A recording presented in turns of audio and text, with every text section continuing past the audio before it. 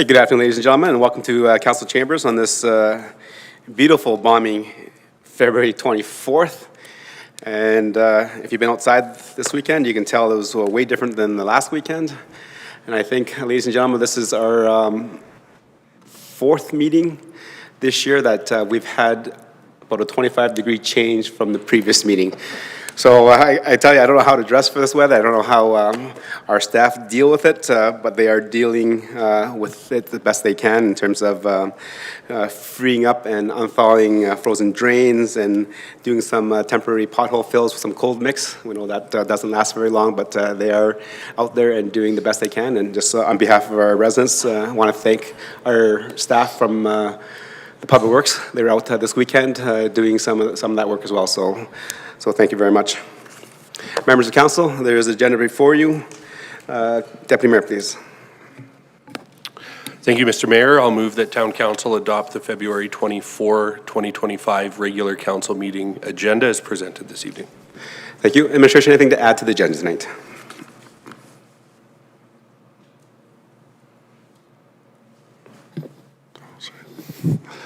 Sorry, Your Worship. Nothing to add to the agenda at this time. Thank you. Okay, thank you. I'll call the question. All in favor? And that is carried.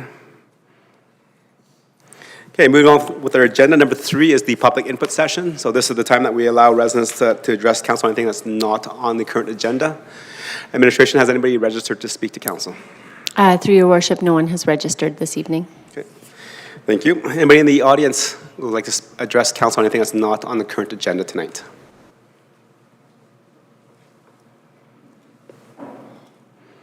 Okay, seeing none, moving on to number 4, which is delegations and presentations. And today we have actually one presentation, and it was to swear in Councillor Hansard as the next deputy mayor.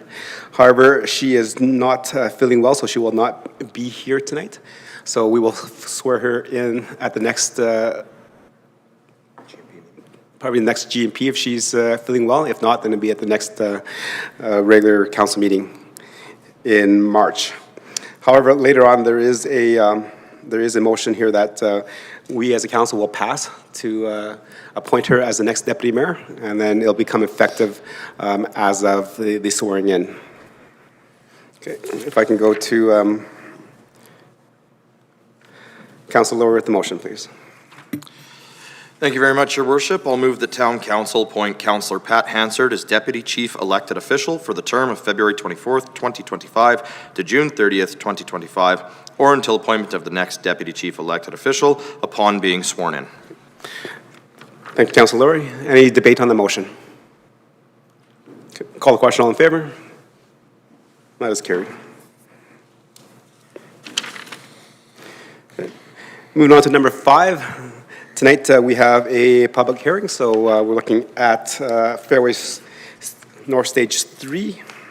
So it's a land use bylaw amendment. Administration, are you guys getting ready? Okay. So again, ladies and gentlemen, this is a public hearing. So how this works is that administration will have the opportunity to present. Council gets to ask questions for clarity and understanding. Then the applicant gets to make a presentation. And again, council gets to ask questions for clarity and understanding. And then we go through 3 phases of public hearing. So those that are in favor of the proposed amendment, those that are opposed, and those that have a general comment. And during all 3 of those phases, council has the opportunity to ask for questions for clarity and understanding. After that, the applicant gets to summarize and present to council again if they choose to. Okay. And when that's all completed, we'll make sure that make sure we followed enough of the MGA rules to pass, so we don't get in trouble from the Municipal Affairs Minister, and then we'll move on to business items a little bit later. Okay, if administration is ready, so I'd like to call to the public hearing for bylaw 2717/LUO/25 for Fairways North Stage 3 Land Use Amendment to order. Go ahead, administration. Thank you, Worship. So we're here to talk about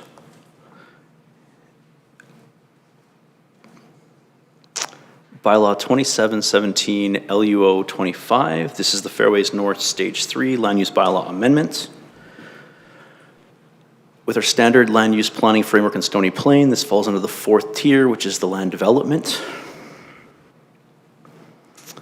Just for some context, we have an aerial map here that shows in red outline the overall areas that are part of this. It is a little bit of a fragmented areas or rezoning, but has 2 primary areas. And again, I'll get into some of the details in subsequent slides. Again, just for some context, this area is surrounded by the golf course to the west and south. The railway tracks are just to the north, and the Graybriar neighborhood is to the east. Fairways North Stage 3 has been already done kind of in the bottom right corner. This here just shows the area structure plan, the Fairways North area structure plan that is already in place right now. Generally provides for low to medium density housing with a few storm ponds and park spaces surrounding the area.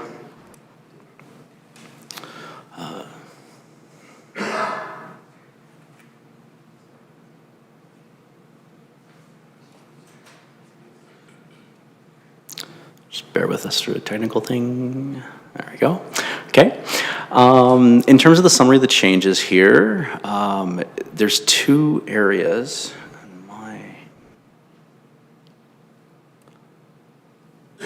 Apologies here. I don't seem to have the cursor, so I'll describe this as best as I can, but in essence, there's 2 areas that are currently P1, one in the north, one in the south.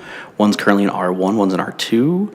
Both of these areas would be reverted from a potential park space into a residential area and it would be consolidated into a larger park space in the center there where it says PR2 and proposed road to P1, which is a park space district. In terms of other changes here, the overall density would be preserved, just changing some areas from a medium to a low or from a low to a medium. This plan here adds another road through approximately midway through the plan area there and has a variety of other little minor adjustments, generally to clean up areas that are either going to be park space or utility areas now that some of the more detailed planning has been done since the original area structure plan was put in place and adopted by council. This map here outlines what the current map is on the left and what's proposed in the land use district map on the right.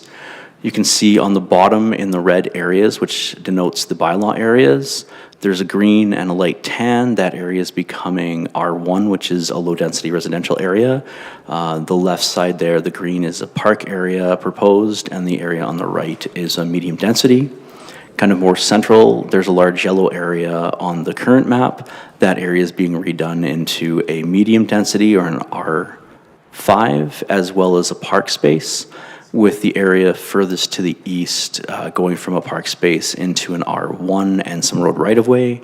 And then as noted earlier, the other little smaller areas kind of surrounding that are generally going to either a P3, which is utility district, or to a P1 parks district. There was one change, so this is an amended bylaw from first reading. When we subsequently talked with the developer in a little more detail, there is a small little easement area. If you see this red circle on both the diagrams there, you'll see on the left side there's a small little area that's indicated as an R6 to a P3. That area is to remain or go from an R6 to an R2. It was originally proposed as about a 3-meter wide PUL lot, or it would be subdivided as. Subsequently, through conversations with the developer, it's not necessary, and it would just remain as utility right-of-way.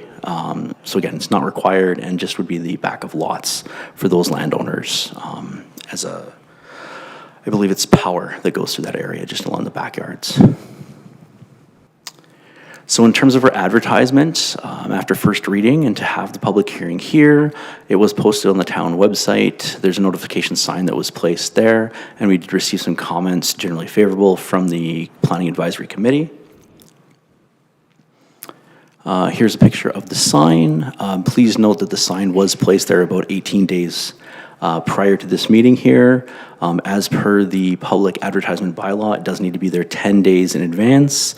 There might be some questions regarding the 21 days under the land use bylaw, but again, that's something that we have there to act as a check to make sure that it does get there within the 10 days and the developer makes sure that takes place.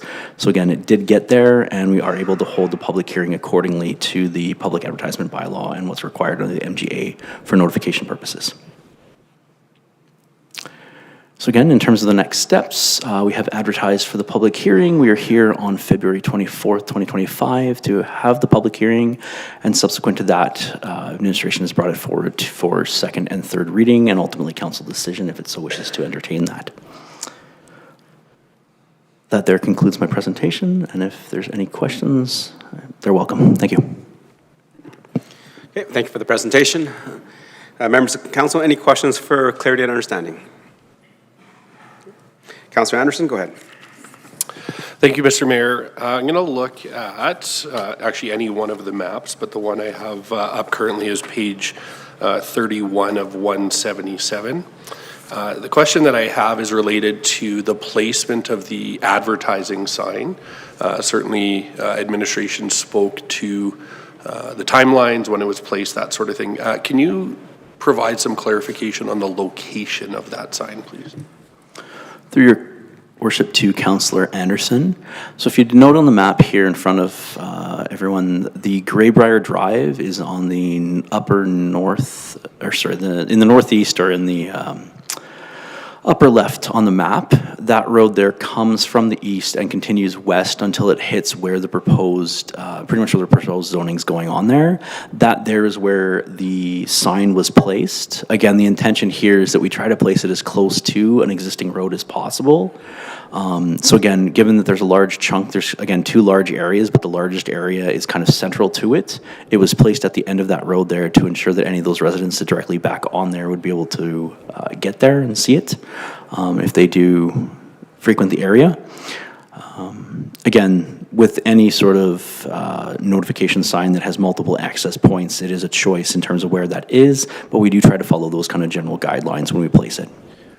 Thank you for that, and you actually brought up my follow-up and the point that we do have 2 access points here. And my wonder is, was consideration given? Certainly, we met sort of minimum requirements of our public advertisement bylaw, but was administration giving any consideration to placing a sign at both access points? Certainly, residents on both sides of this would potentially have an opinion on the new development, and certainly having it on one side would limit the number of prospective viewers to see that sign. So maybe just some thoughts, please. Through your worship to Councillor Anderson, to be honest, it's not something that we have looked at other than, again, kind of following those general principles for citing the one sign. It is something that we could look at in the future in terms of an instance like this, but there's nothing that we have, I guess, officially in that regard. If I may continue, Mr. Mayor. Go ahead. Does this fall under the standard or advanced protocols as laid out in our public advertisement bylaw? Certainly, we heard the notice sign, we heard the official town website. When it's advanced, a mail out goes out, and I, unless I missed it, didn't hear that this evening. So just some clarity, please. Through your worship to Councillor Anderson, it does follow the standard as opposed to the advance. In this case, because the area structure plan is not being altered, and it does generally follow the intent of the area structure plan, given that there's no major changes to, say, access points, density levels, overall amount of park space, utility areas, those sort of things. It does match in terms of the general intent of what that area structure plan is. It has been notified according to the standard, which does not include that mail out that the advance would require. Okay, and just some comments then, if I can, Mr. Mayor. Certainly I appreciate the letter of the law here in terms of following the public advertisement standards that have been set and approved by, I believe, this council last year. When I look at this development, one of the things that I think jumps out at me is that some of the other amendments that we've made to different areas of town have potentially been new areas, or they've had access points off of major arterial roads or collector roads, that sort of thing, where here we have two roads that essentially, I mean, obviously it's a roundabout, goes all the way around, but dead end at the end of this particular development in Greybrier. And I think there would have been opportunity for us to look at a second sign and potentially a mail out, even though it's not necessarily laid out in the bylaw, but anybody that's now going to live at the end of this development, if it goes through this evening and developed into the future, all that traffic is going to come directly through one of two ends of this neighborhood. And think, certainly those that maybe live a little bit further out of the proposed area would have an invested interest in this development and what that may look like, and may have had some feedback for us.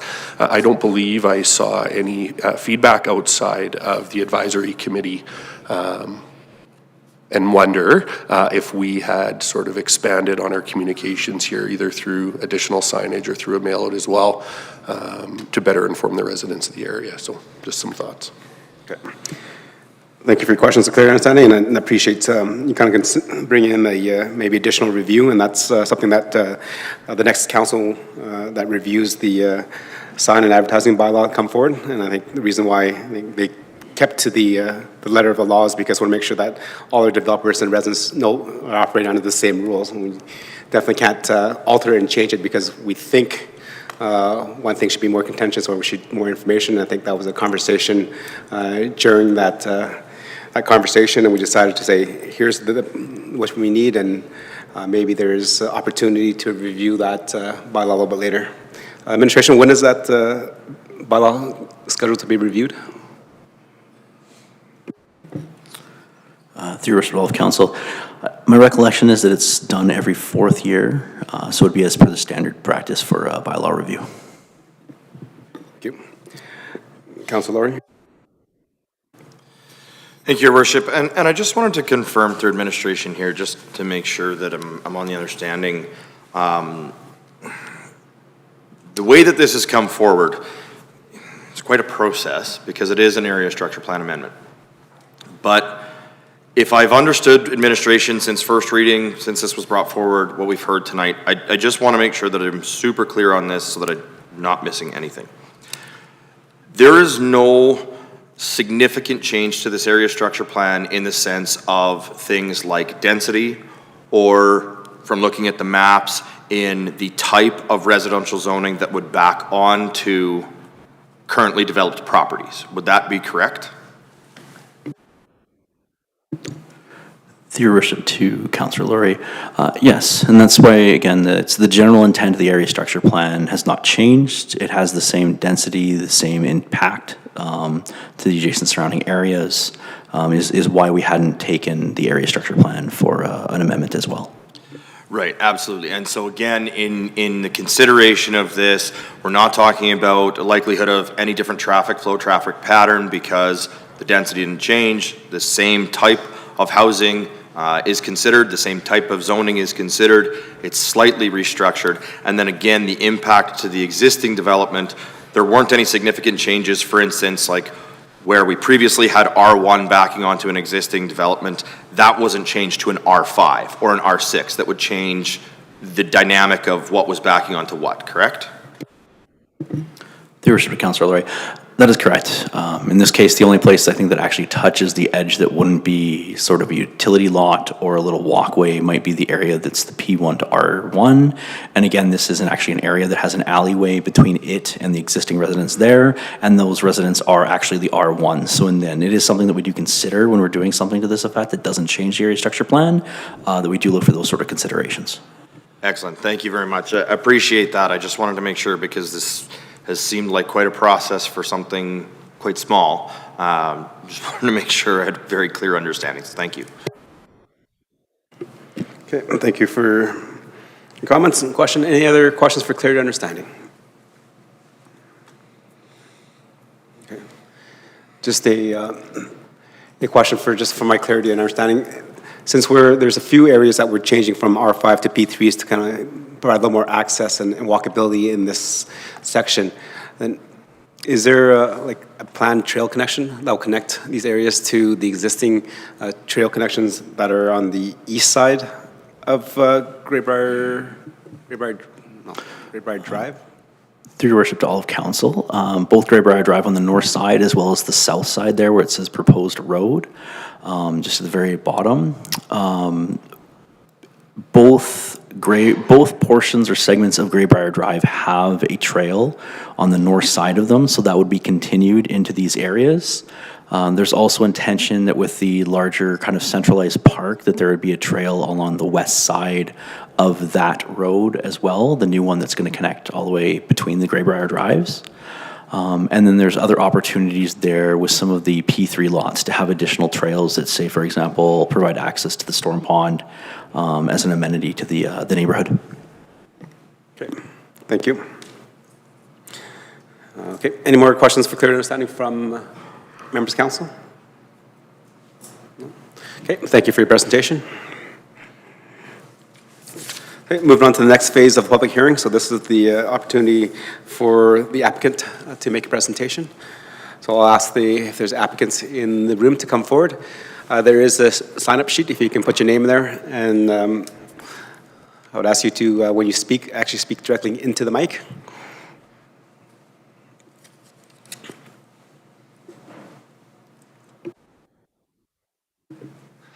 Thank you, Mayor and Council. We don't have a presentation to make. Administration's already done a thorough presentation, so no need to duplicate it, but we're happy to answer any questions. Thank you very much, members of council. So we had the presentation from administration. Any questions for clear understanding to the applicant? See no hands up, I'll ask a question. So in terms of the amendments here, I know there's, as the administration mentioned, it's minor. It's not just shifting a few things around. What kind of created the sense to make these little minor changes in the proposed second, third, and fourth phases of Fairways North? Thank you, Mr. Mayor. We believe this improves the plan a little bit, consolidates the park space into the central area, a bit more accessible to the neighborhood. We were looking at, there was the multifamily site backing onto the golf course, and saw that as a better opportunity for the low-density residential backing on there, and then moving that MR up, as I said, into a nice consolidated larger space. It's a bit more programmable. Okay. Okay, thank you. And in terms of, I think you mentioned the consolidation of the kind of the park space, which I really like. So in terms of that, the proposed change to the kind of the center of the subdivision area, what do you envision to be in that park? Is it just going to be grass that people can just have picnics and walk around, or is it going to be like a climbing gym for kids, or was it taught to whatever, and then medium-aged kids? Like, what is kind of the scenario behind what kind of park will be there? At this point, Mr. Mayor, there's no specific plans for the park site. We would work with administration on coming up with the landscape plan and any sort of programming needs. But at this point, there's no specific plans for that park other than passive open space and the general standard park amenities. But one other item I forgot to mention was that the through road versus the cul-de-sac in that area creates a lot more connectivity as well as access to that park space. Okay. Thank you. Members of council, any questions for a clear understanding to the applicant? Okay. See none, thank you.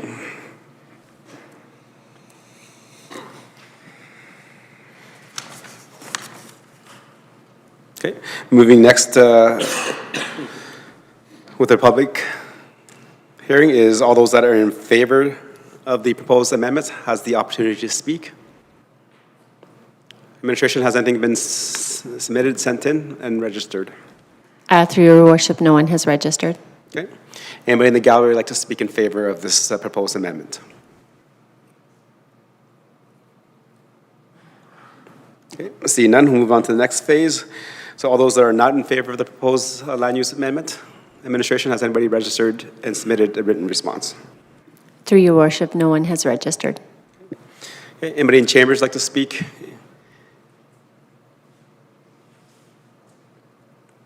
Okay. Move on to the next phase, which is all those that like to make a general comment. Administration, has anybody registered or submitted anything? Through your worship, no one has registered. Does anybody in the gallery like to make a general comment about the proposed amendment? Okay. See none. Now back to the applicant. You have an opportunity to speak if you choose. Okay. Okay, that is moving on to the next one. And now that I think we've followed all the rules according to the MGA, administration, have we passed the test? Through your worship, yes, we have. Okay. And this is, some people think that's kind of awkward that the town of Stony Plain has to make sure that we follow the rules, and yes, we are, because municipalities are a creature of the Municipal Government Act, which is created by the provincial government, and therefore there's rules that we have to follow as well, and that's why we have to do that. So sometimes people think that's kind of funny that we have to do that, but it is. Okay, with that, we have followed the process outlined in the MGA to conduct a public hearing, so I would declare that the public hearing for bylaw 2717/LUO/25 for Fairways North Stage 3 Land Use Bylaw Amendment be closed. And we'll be dealing with that a little bit later in the business items, which be business item 8.1 a little bit later tonight. Thank you.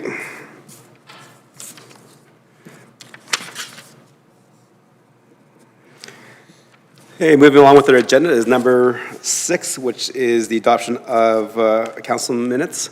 This is for the RCM of February the 10th. Councillor Meyer?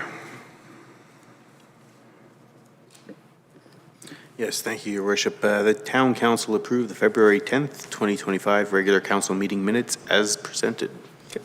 Thank you. Members of council, you had the opportunity to review them. Any errors, omissions, or comments on those minutes? Okay. I do not see any either, so I'll call the question. All in favor? It's carried. Okay, move on. Number 7 is council boards and committee minutes. Tonight we have 4 in there, so it's 7.1, 7.2, 7.3, and 7.4. For the Culture Tourism Roundtable from November 13th, the Stony Plain Library Board from November 20th, Growth and Commerce Committee from November 21st, and the Planning Advisory Committee from January 16th. Councillor Loynes, please. Town Council received the council board and committee minutes for information. Okay. Thank you. Members of council, you've had the opportunity to read all 4 of those committee minutes. Questions, comments to any of the representatives that sit on the committees? Councillor Lowry, go ahead. Thank you, Your Worship. Just referring to the Stony Plain Public Library minutes from November 20th, I just noticed that I have 2 questions. First and foremost was in the regrets. There was regrets from the chair, Brenda Spitzer, but then the chair was noted later on in the agenda in item 6 as delivering the chair's report. So I'm curious as to whether the chair was at the meeting or was not at the meeting. Okay, to the council appointee, Councillor Pletchko. And I see that you weren't on there either, so I'm asking if you had another meeting that followed up on that. I will follow up on that with another meeting. Actually, I'll send it out to you guys in an email. I'll send it out to Lena right now and ask her that question. Okay, thank you. Thank you. And then my second question on those minutes as well is the difference between regrets and absent. Yeah, I can explain that. So a regret is when they let the board know that somebody's not going to be there. Absent is when you do not. They've changed that now so that it will reflect as a regret opposed to that. Okay, just let me hear. So you said, let me understand, so regrets was when the committee member informed the board that they wouldn't be there, and regrets was when somebody just didn't show up, absent. Absent. So you were absent. I was absent. Okay, so now we know That is the meeting that you asked me once before, and this is when I had the calendar in my phone. It was not working, and I did not go to the meeting because it was not part of that. I missed the meeting totally. Okay.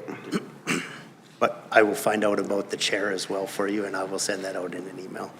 Okay, thank you. And I'll just add a question onto that too, if you can just seek clarity. I noticed under absence, counselor is spelt with one L, but the previous minutes and also the regular council meeting was spelled with two, so I'm not too sure which is correct, but if we can kind of be in uniform, that if it's just one or two, it's all. That was also addressed at the last time, and we will get that looked after again. Okay. Councilor Laurie, sorry, I just interjected there. Anything else? You had two, but did you have anything else that come out? Nope, thank you. That was the second one on that, and yeah, I recall Councillor Palechko speaking of that. This isn't the second time we've seen these minutes, is it? This is the second time we've seen these minutes. To administration, is there a reason why we've had these back in the package then? Through your worship, I'm not sure, but I'll take that under advisement and we'll let you know. Okay. I'll have to go through my agenda and review them. But, okay. Any more questions for clarity and understanding on the committee minutes? Okay. I have a question to page 54 of the agenda.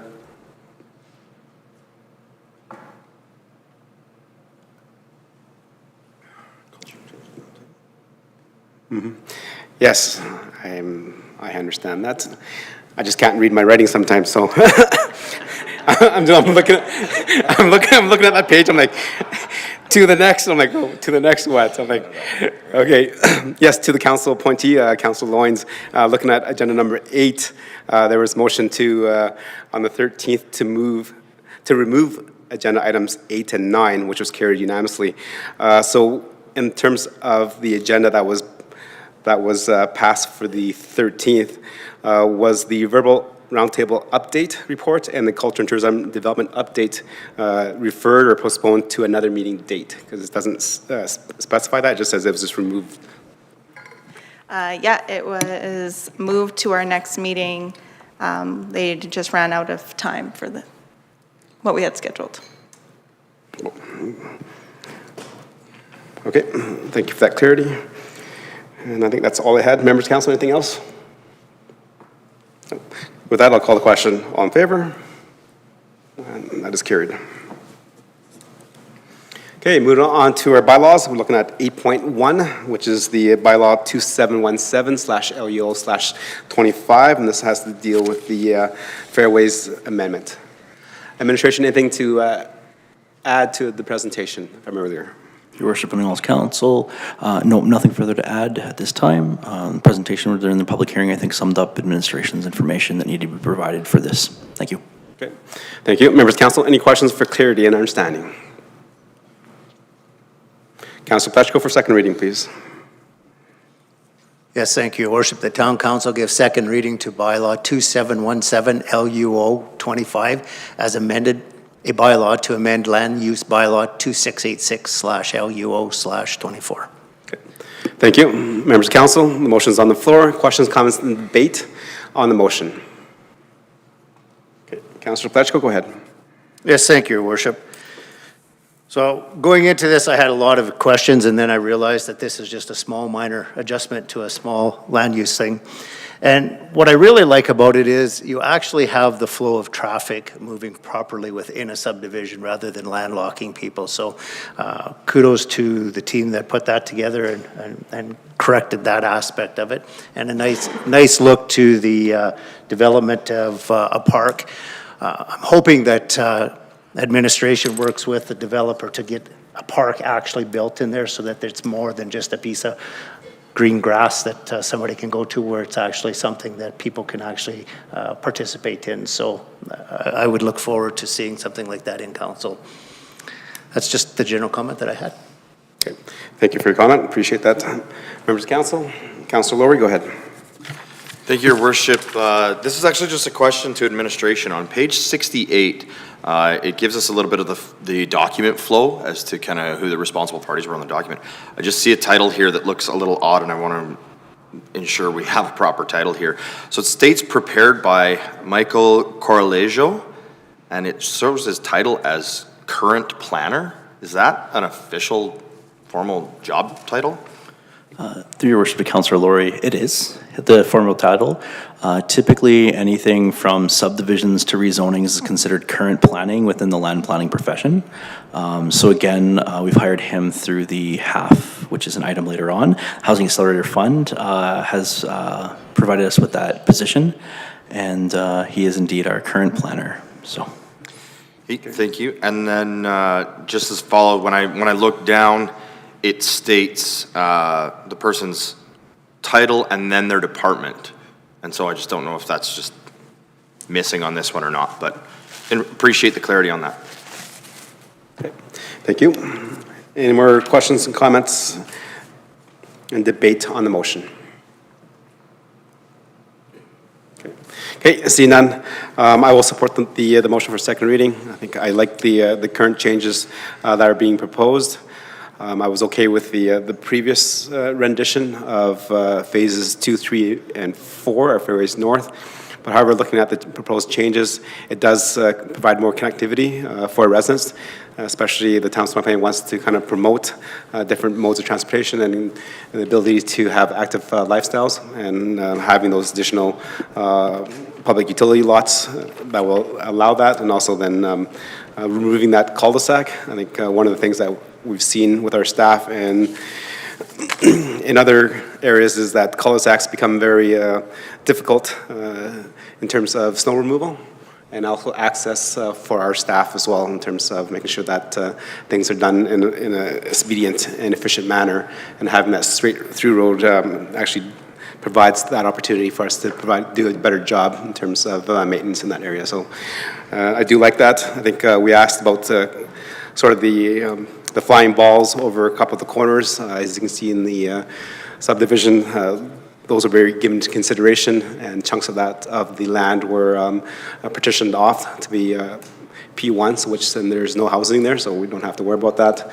And also we asked the general manager mentioned that if after these houses are built, similar to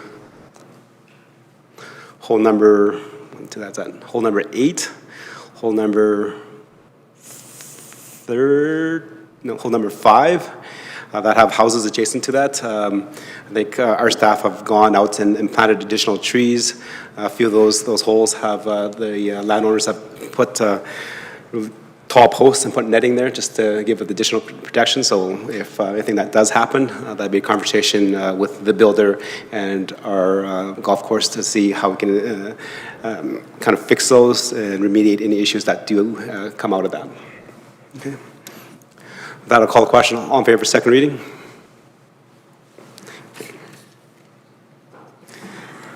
With that, moving on to third reading. Deputy Mayor, please.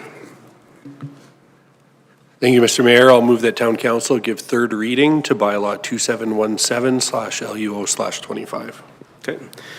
Thank you, Deputy Mayor. Members of Council, any debates or comments on third reading? See none, call the question. All in favor? That's carried. Right, moving on, our bylaws, 8.2. This is bylaw 2713, tax/25, and this is the tax penalty and the TIP bylaw, which is the tax installment payment plan. I believe that's what it stands for. Administration, do you guys need a couple minutes? We can take a recess. Yeah, okay, we're going to take a 10-minute recess. Thank you.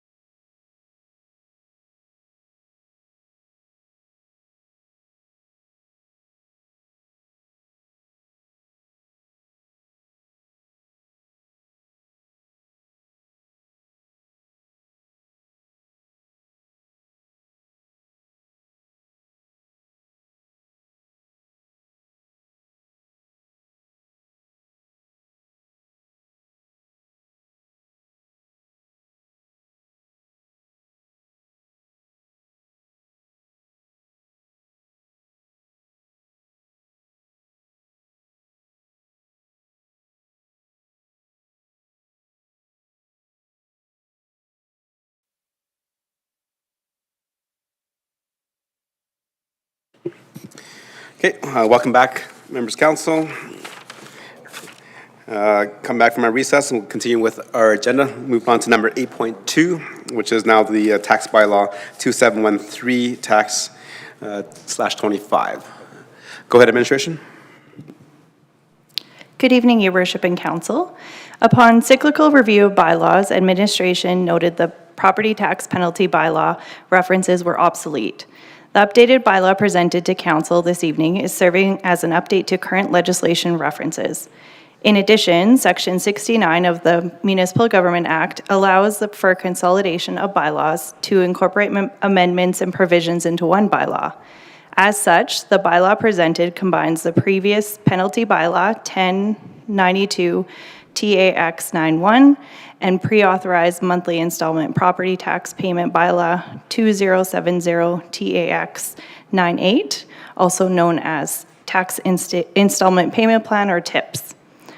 The updated bylaw accomplishes the municipality's ability to charge penalty on late tax payments and provides the ability for owners to participate in the pre-authorized tax installments plan. The bylaw outlines the details of penalty dates and percentages, as well as pre-authorized payment dates and guidelines. Administration conducted analysis of tax penalties at other municipalities, which produced results of penalties ranging from 12 to 18% per annum, the average being 14.6. Through the analysis, the recommendation is for the town to maintain their current penalty structure at 15% annually. Thank you. I'd be happy to answer any questions.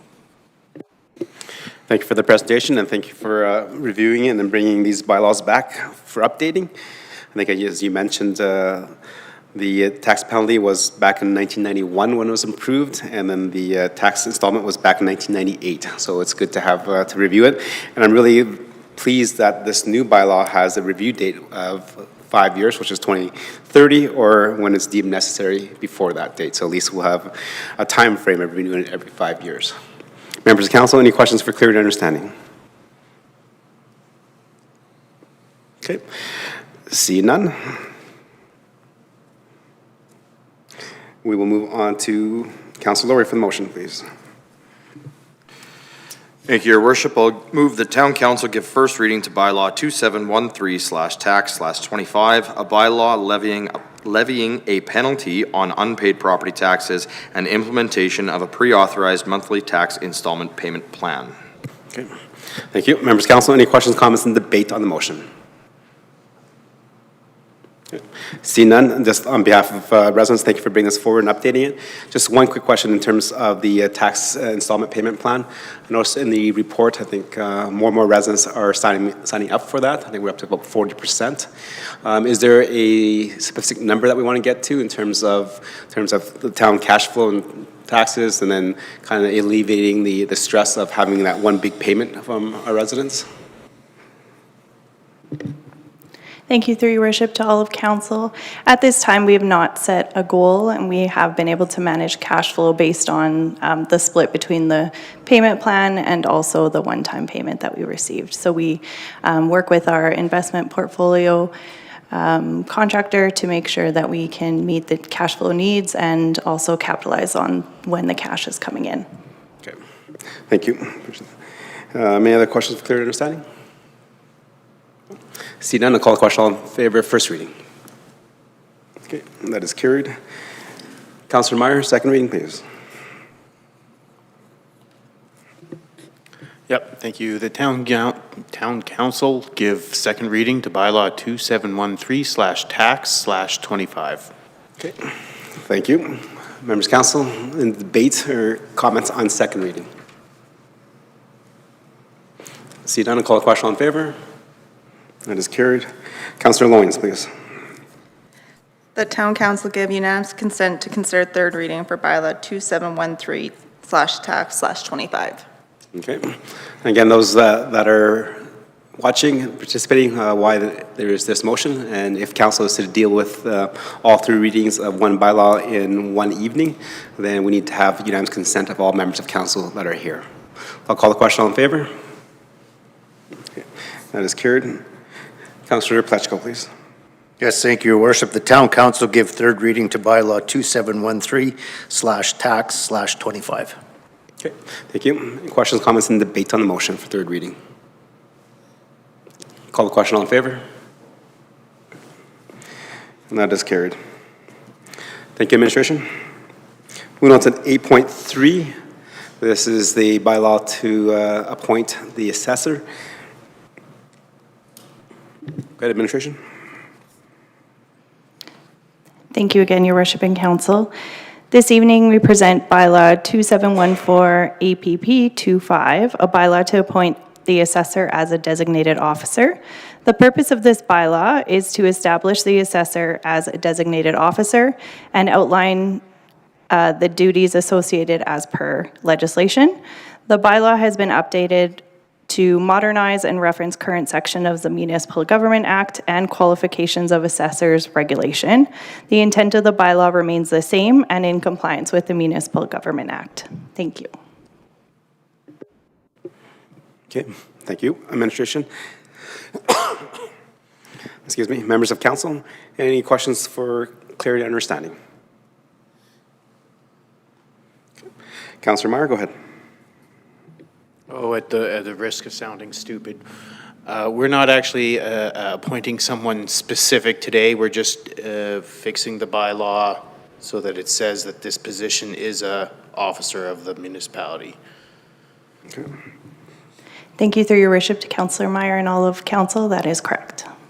Thank you. Thank you. And Councillor Meyer, there's never any dumb questions.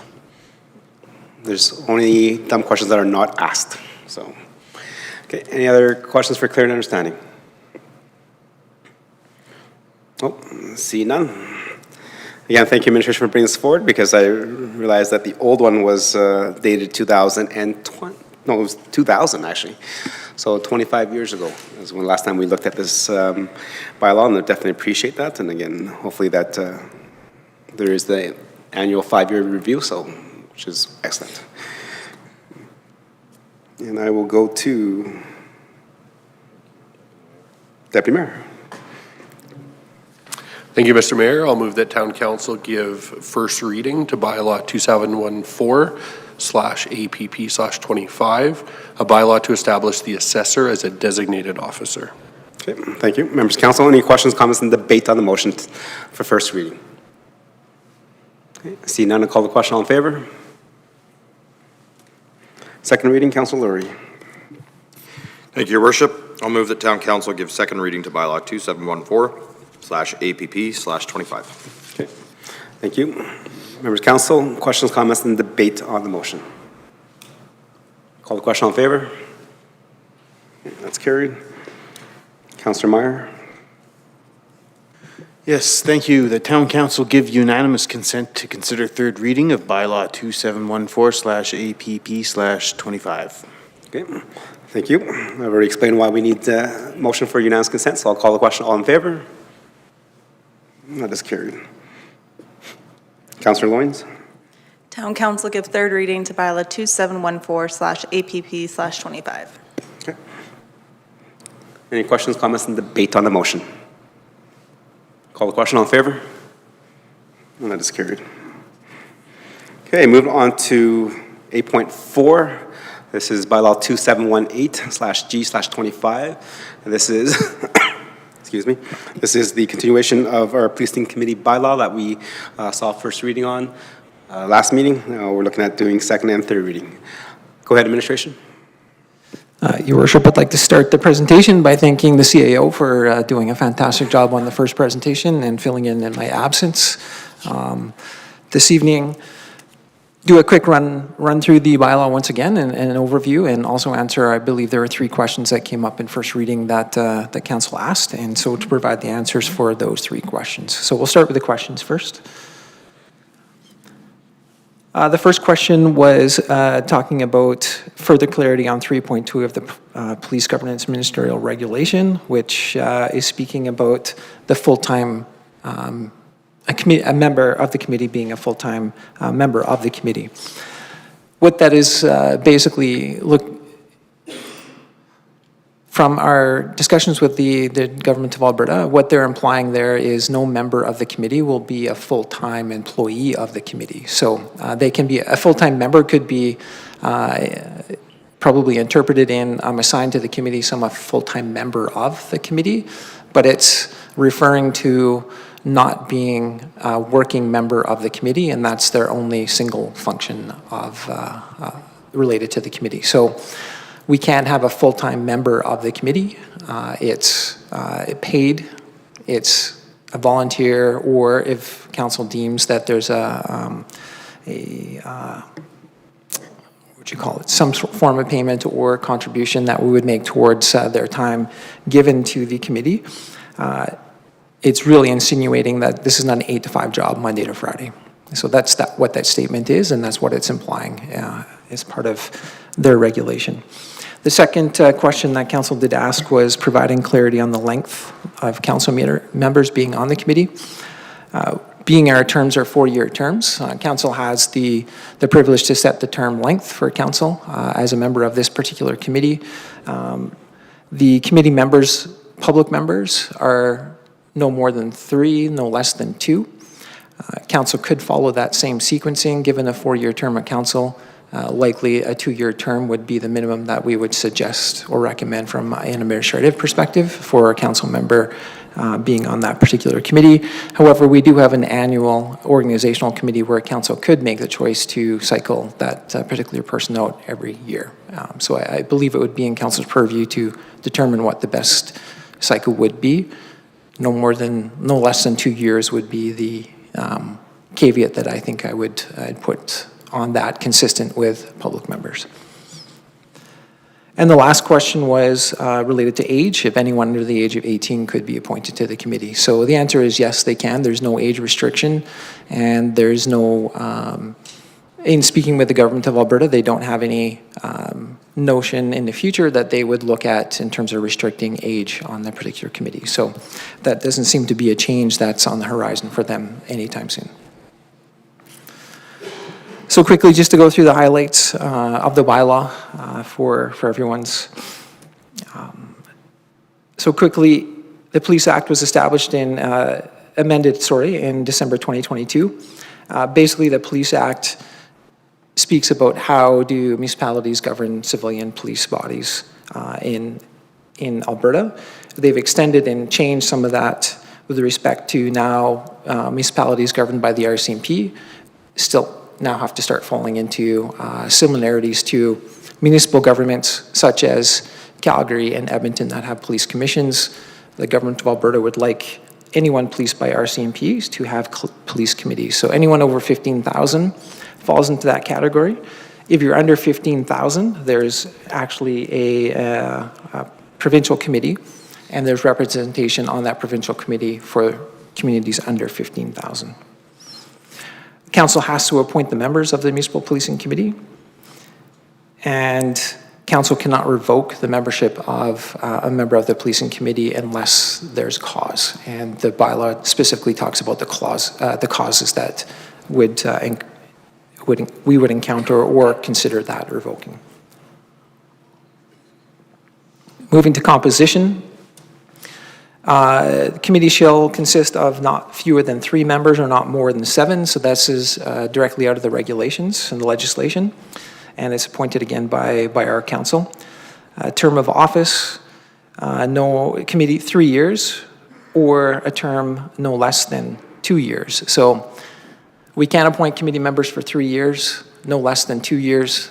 What they're trying to accomplish in that particular composition is not having everyone cycle off the committee at the same time, so there's some continuity. So really we have the opportunity to appoint people for 2 years and some for 3 years so that we're not cycling everyone off on the same cycle. I believe most of our committees have started to do that type of cycling so that we continue to have people that have been on the committee for a number of years and continue the continuity of the committee while the new members are being orientated. A member who is on the committee being council, if the mayor is appointed to the committee, the mayor cannot be the chair of the committee. However, a council member can be the chair of the committee. And our particular bylaw, which is fairly consistent with those that we've reviewed, includes voting and non-voting members. The non-voting members would be administrative staff and the inspector from the detachment.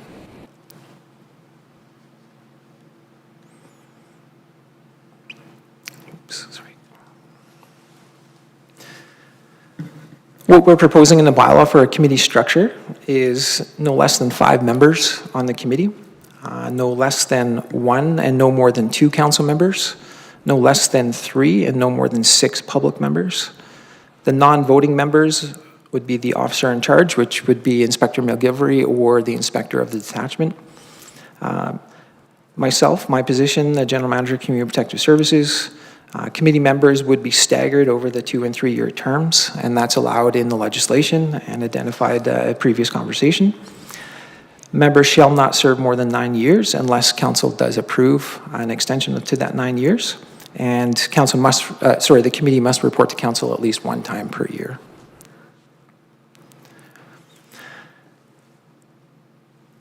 If council does provide a second and third reading this evening, we would then proceed to recruiting members for the committee. So that would happen in March, April. Then we would send off, in May, we would bring those names forward to council for council to appoint those members to the committee. And once those appointments have been provided, we would send those names to the provincial government, and the provincial government would do the first round of enhanced security clearance checks. Once the enhanced security clearance checks are completed, then we can stand the committee up and start the committee and have their first meetings. Not sure what the timing of enhanced security checks will be. Perhaps the provincial government has a quicker opportunity than the RCMP. Typically, the RCMP is saying minimum 6 months, could be longer.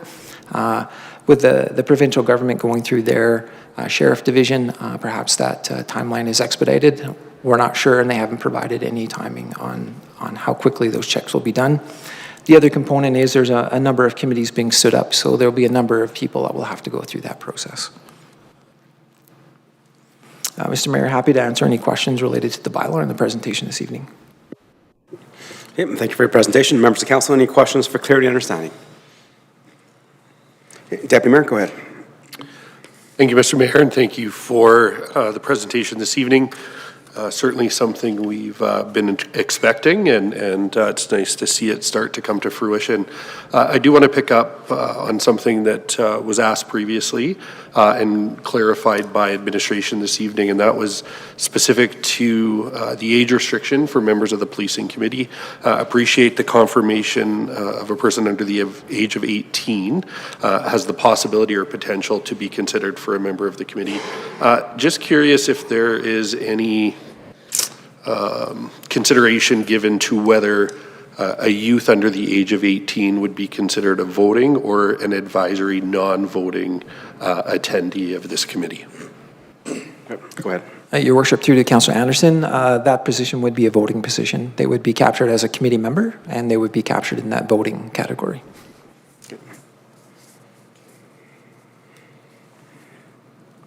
Any follow-up? Okay, thank you. Councillor Laurie? Thank you, Your Worship. And actually, sticking with the theme of that, I have a question in relation to that. So, as we heard, it does state that a committee member can be member under 18 years old. I do have a little bit of experience in not-for-profit and getting security clearances for our vulnerable sector checks, etc., for youth, and you can't get them. So I'm just curious if we've explored whether we can actually get a enhanced security check completed for a youth. Your Worship, through the Councillor Laurie, I have not asked that question. I guess my assumption would have been if they were not able to get it, that the government would have provided that clarity in terms of those under the age of 18 are not permitted to get an enhanced security clearance. So by virtue of that, they would not be able to be on the committee. So they did not provide that. We can certainly do some follow-up and see if that is actually the case. Yeah, thank you. I think that's definitely something we need to look at. I don't think it delays us from moving forward with this today just because we're not defining a composition, but certainly before we start accepting applications and selecting members, we'll need to have an answer on that. Thank you, Councillor Laurie. Any more questions for clear understanding?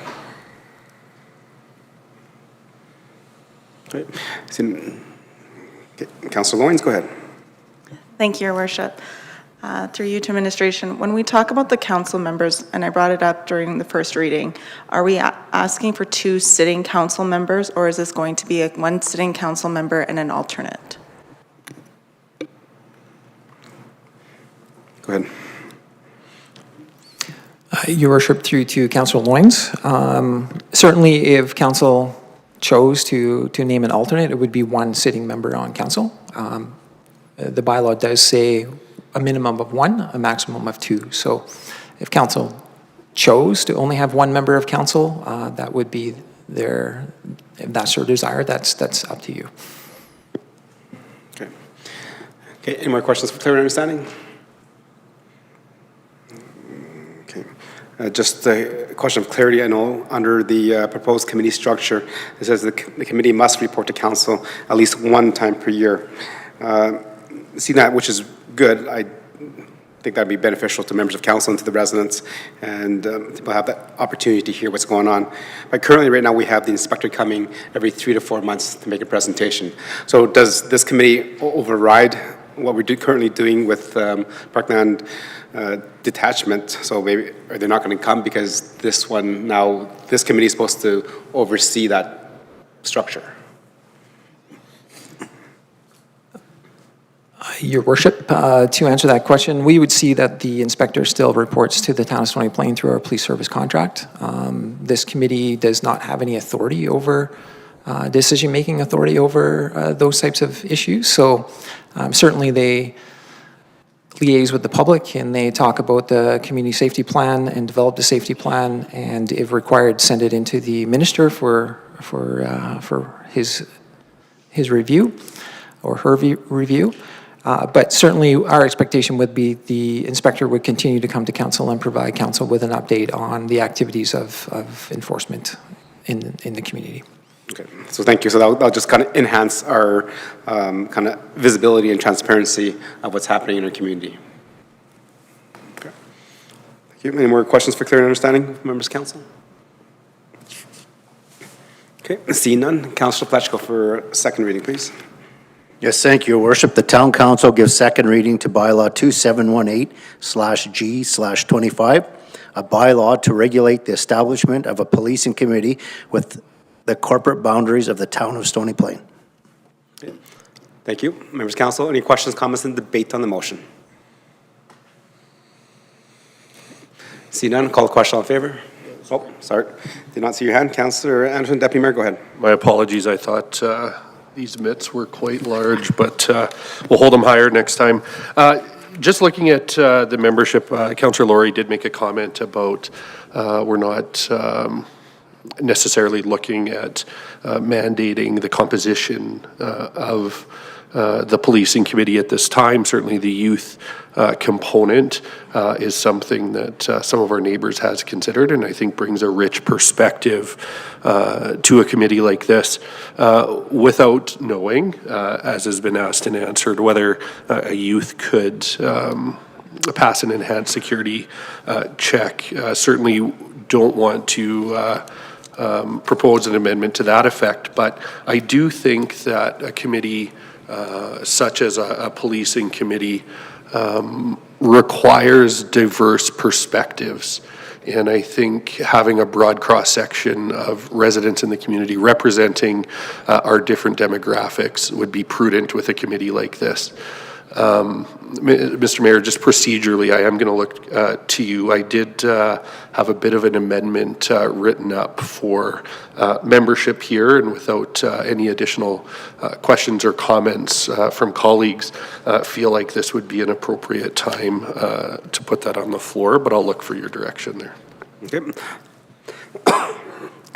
Yes, so consider we're entertaining the motion for second reading. If a member of council would like to make an amendment to the bylaw, and so that is acceptable.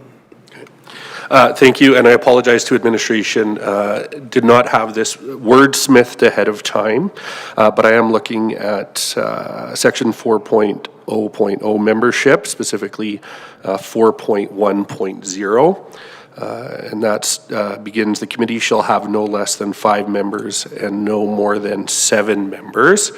And then I would like to propose an addition after 7 members to state, and wherever possible, shall consist of a representative cross-section of Stony Plain residents, and that will end the sentence there, and then it will be continued, membership, and then pickup shall be comprised of. Okay, so members of council, that's on page 95.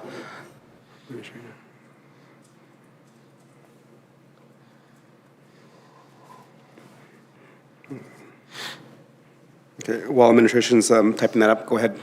Yeah, and I appreciate that. I alluded to in the preamble there, sort of the intent of this. I know we don't want to be prescriptive and necessarily identify specific demographics, but I do think it is important for us, especially in an area like policing, to ensure that diverse perspectives are included in a policing committee, whether that is based on age, ethnicity, vocation, or otherwise. And just to ensure we capture the intent there, that we will be looking for that broad cross-section, I think it's prudent that it's written directly into the bylaw, but without being prescriptive in terms of how that needs to be played out in terms of mandating specifics beyond. Okay. Thank you for that. Administration have been able to capture that. Yeah, Your Worship, maybe just a quick clarification. So I believe we'll have the amendment up on the screen. There was a main motion on the floor, so this is a motion to amend the main motion. That's correct. Great. Yes, the amendment is to change the terms of reference, or the bylaw, on number pages. On the bylaw, I mean, sorry. Okay, while administration is getting that up, members of council, any questions, comments, and debate on the amendment to add that wording? Okay, since they have to wait, Councillor Anderson, Deputy Mayor, I'll ask you the first question then. And in terms of the amendment to add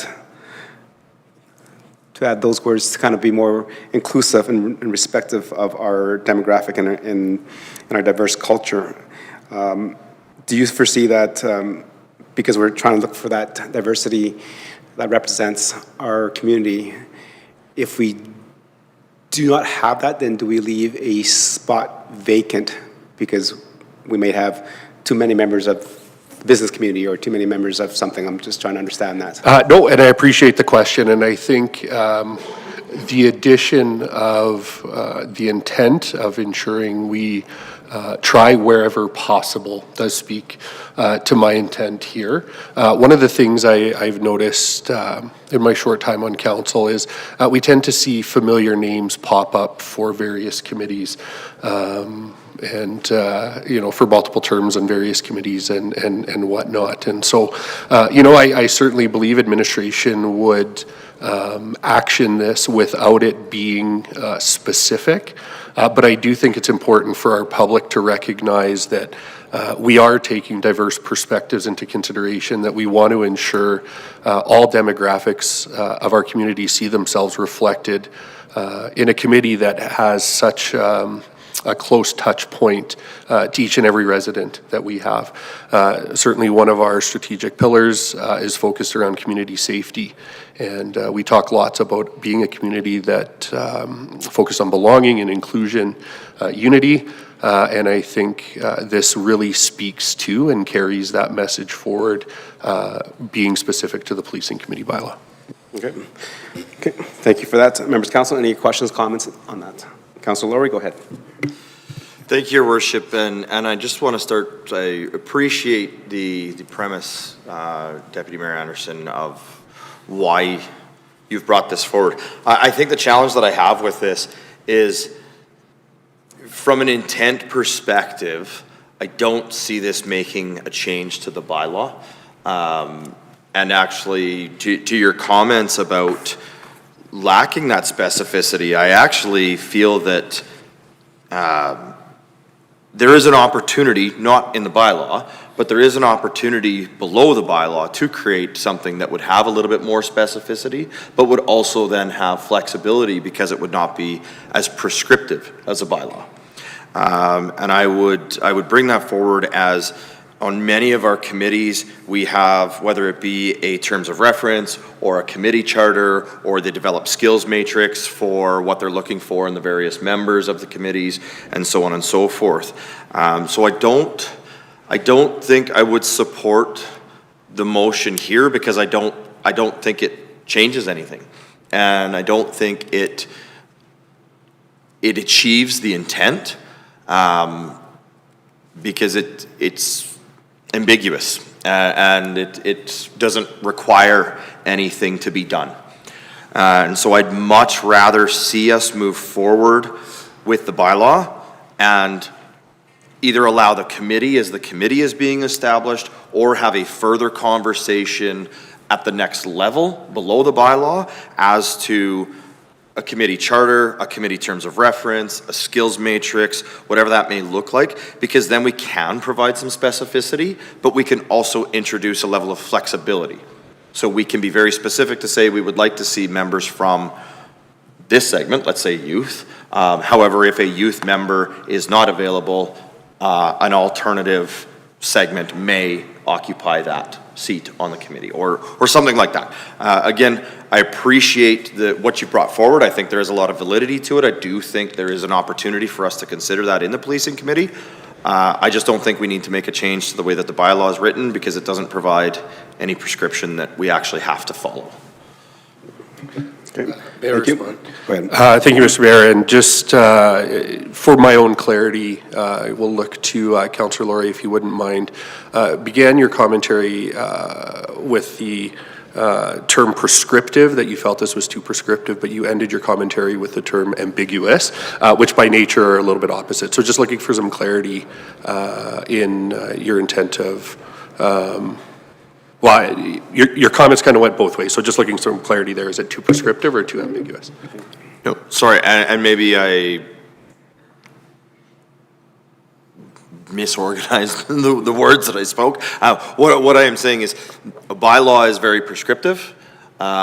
This does not change our current bylaw. This does not change the intent of the bylaw. It doesn't change what we do because of the bylaw. And if we want to be a little bit more prescriptive while giving ourselves that opportunity to be flexible, I think we have that opportunity to do so with a terms of reference or a charter. Whereas I wouldn't introduce something like that at the bylaw level, because then we lose that flexibility. So this change I find a bit ambiguous because it doesn't require us to do anything. We could move forward without taking any action as a result of this change to the bylaw. Okay, I'm just going to throw that over to administration. In terms of setting up the committee, as again, if this passes second and third reading tonight, looks like we're looking for kind of members and recruit them over the next couple months. Again, everyone will have to go through an enhanced security check and before the committee is set up to have that first meeting. So in terms of that first meeting, will there be like a terms of reference or a charter kind of discussed at the committee level in terms of how we want to see the committee kind of develop and what the goals are for this committee? Your Worship, excuse me. Certainly that's something that once a committee is struck, we can undertake. Likely a document of that nature would summarize the 3 regulatory documents that govern this particular committee legislatively, and sifting through 3 documents can be quite arduous from time to time, and they do change from time to time. In drafting the bylaw, we tried to ensure that we had, the most important points of each of those legislations, so that the bylaw would be very prescriptive as to how this committee functions. So in essence, the bylaw kind of is acting in that terms of reference nature too. With this particular committee, we're not sure how it's going to function and how it's going to continue to evolve. But certainly in future years, we might see it makes some sense to evolve it to be more prescriptive in nature or not. Certainly, I think we would endeavor to find a good cross-section across the community, but putting more clarity within the bylaw certainly then makes that more of a concerted effort versus if you don't get it, do you hold up the bylaw, do you hold up the composition of the committee because of the names that came in, or do you hold longer to ensure that you've got that cross-section? And certainly we do have section 3, which is a general statement section where we do say committee will be ambassador of the town's policing services. Perhaps a statement like this fits there better than perhaps in that section 4, but I do understand what Councillor Anderson is trying to do related to ensuring that it's tied to the composition or the membership of the committee. Okay, so thank you for that, the comment and that answer. So then my second question to that is then if and when this committee gets stood up, like you mentioned that there might be the opportunity for that committee to discuss kind of their charter or their terms of reference of how they want to operate and stuff. Does council get to see those terms of reference or charter? Or is it just approved within that committee, and then therefore council loses that ability to have that eye on it, to be a little bit more prescriptive as we're trying to do or not trying to do? I can maybe provide some comment on that, and just perhaps a bit general or broader as well. So to that specific question, the bylaw in front of council is council's guiding document or setting the tone, setting the parameters, so to speak. Again, this is new, or this is a new one. We haven't dealt with something like this specifically in the past, I guess. But if you're talking about charters or even to a lesser extent, maybe what we would, I believe most of us would consider it terms of reference, but certainly a charter or protocols of any committee, standing committee, so on and so forth. Those are typically going to be handled, I would say, and dealt with, approved, discussed at the committee level, and would not be coming to council for an approval or a what have you. Having said that, like any other council-appointed committee, and this one has a requirement for one or up to 2 council appointees, there's a bit of a check or balance there, or a way to bring dialogue from council to the committee would be one way to put it.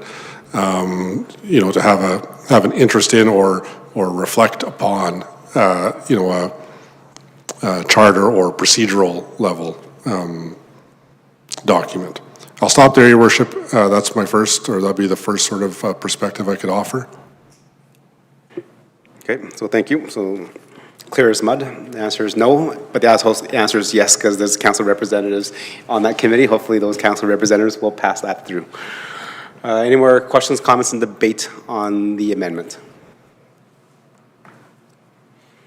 Okay, seeing none, I think I will support the amendment. I think this is a good add. I think I was worried that it'd be very prescriptive in saying that this is what we need, but as what Councillor Anderson and Deputy Mayor said, this is not saying that you need to have the cross-section there. It is whenever possible.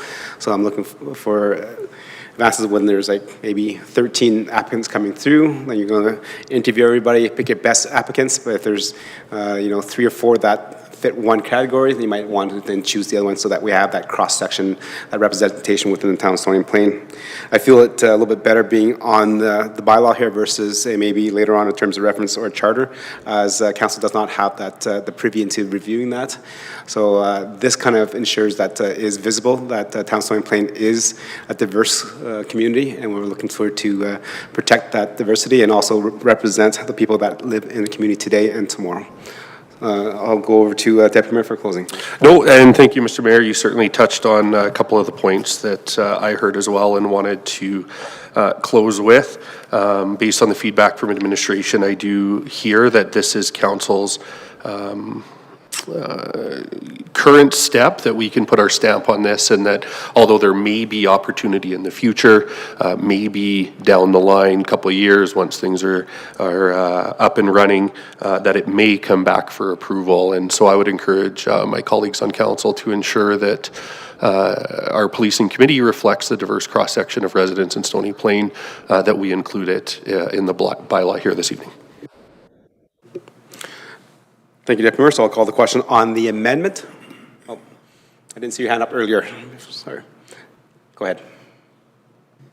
So my question is in regards to the public members' appointees shall meet any requirements as outlined under the Act and associated regulations.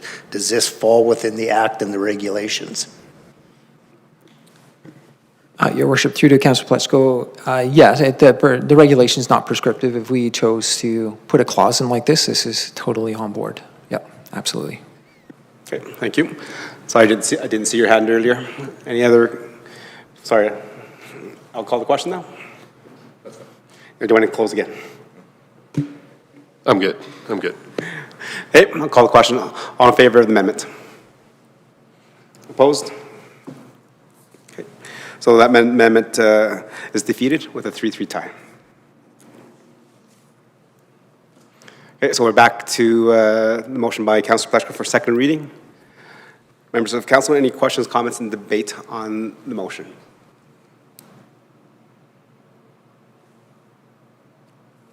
Okay, see none, I'll call all in favor of second reading.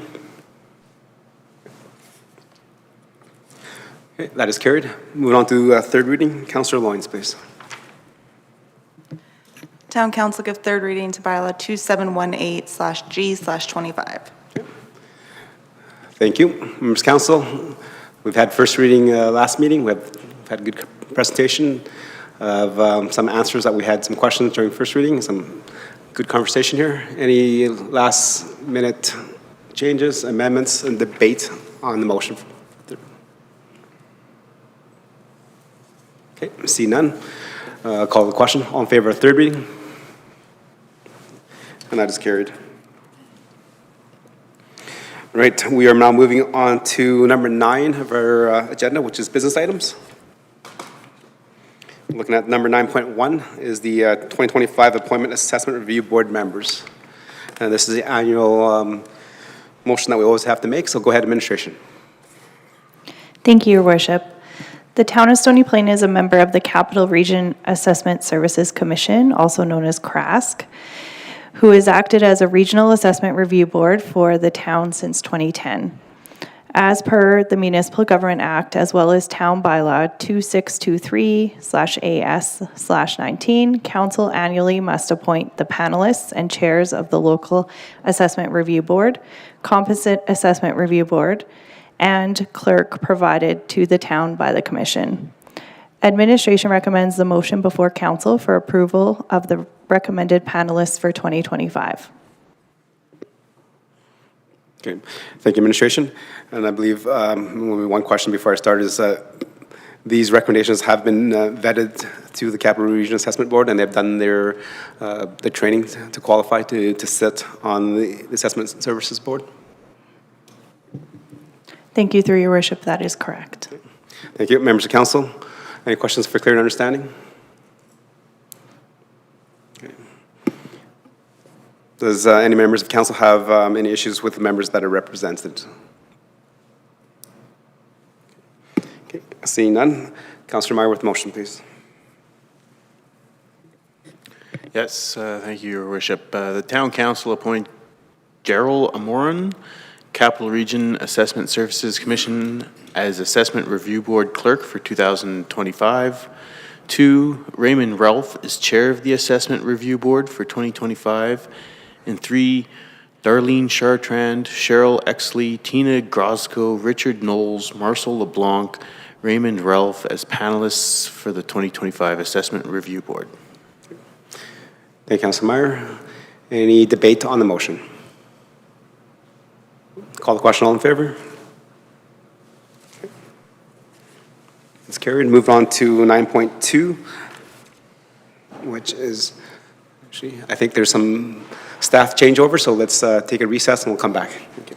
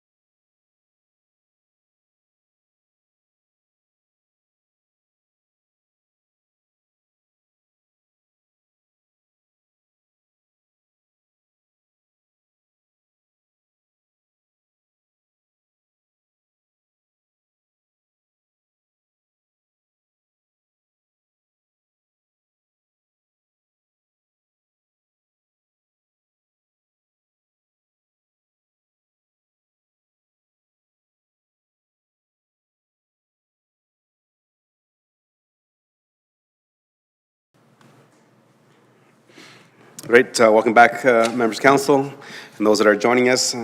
Moving on, that our staff now has changed seats, and now we're going to get to some very informative information, updates from our staff. Looking at 9.2 is the 2025 mid-season snow and ice control update. So I have a question here, though. Just why is it 2025 mid-season? Shouldn't it be 2024 snow season? 25. Go ahead, just. Thank you, Your Worship, and all council. I'll just, as a quick answer to that, we're always looking ahead to all services within the town. Just ahead of the manager's update, I just wanted to extend an appreciation for the CEO taking the questions on January 27th when I wasn't here, and appreciate council's patience in us getting this together. I've always welcomed the opportunity to talk about our services throughout planning and infrastructure, and especially over at Public Works. It's always a welcome opportunity to bring these to council and really highlight the good services that are done by the teams. And as the manager's update will soon highlight, this year did bring up a great deal of challenges, but I did just want to add that all the teams at Public Works come in every day wanting and take a great deal of pride in serving the community, and it comes through in all their services. So with that, I'll pass that to the manager of infrastructure operations. Excellent. Thank you, Mr. Mayor and council. On behalf of infrastructure operations and parks and leisure, I'm providing 24-25 mid-season snow and ice control update. Maybe.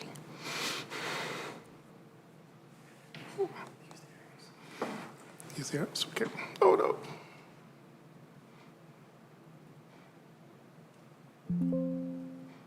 With a little bit of technical problems.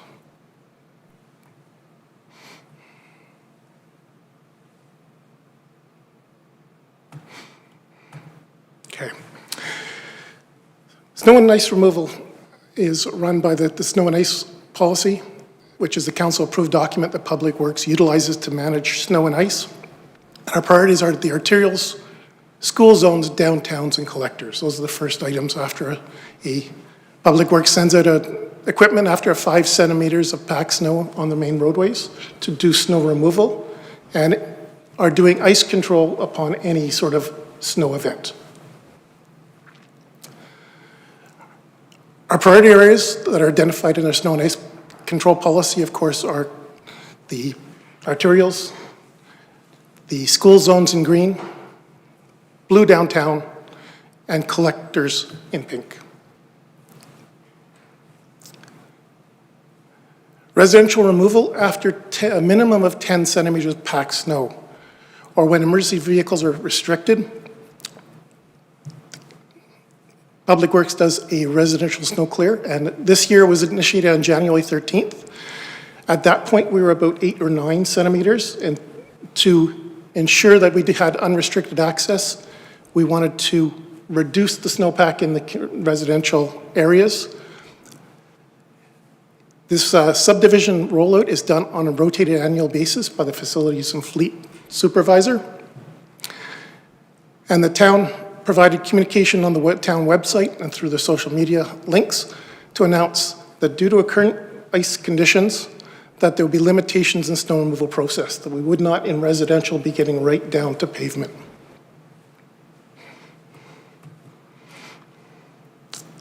Some of the challenges, the fluctuating weather conditions were an issue this year.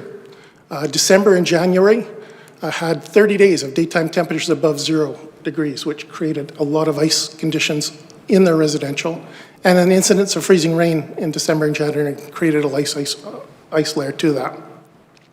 Additional snowfalls and winds in January required priority cleaning, so we did move from residentials onto priorities twice in that time frame.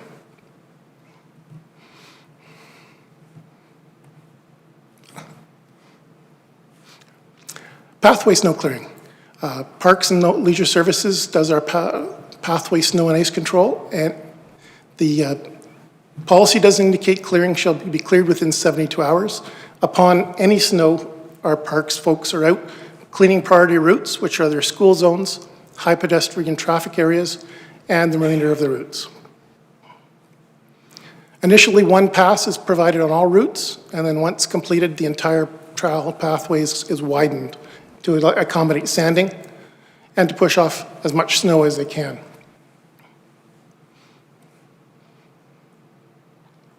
Thank you.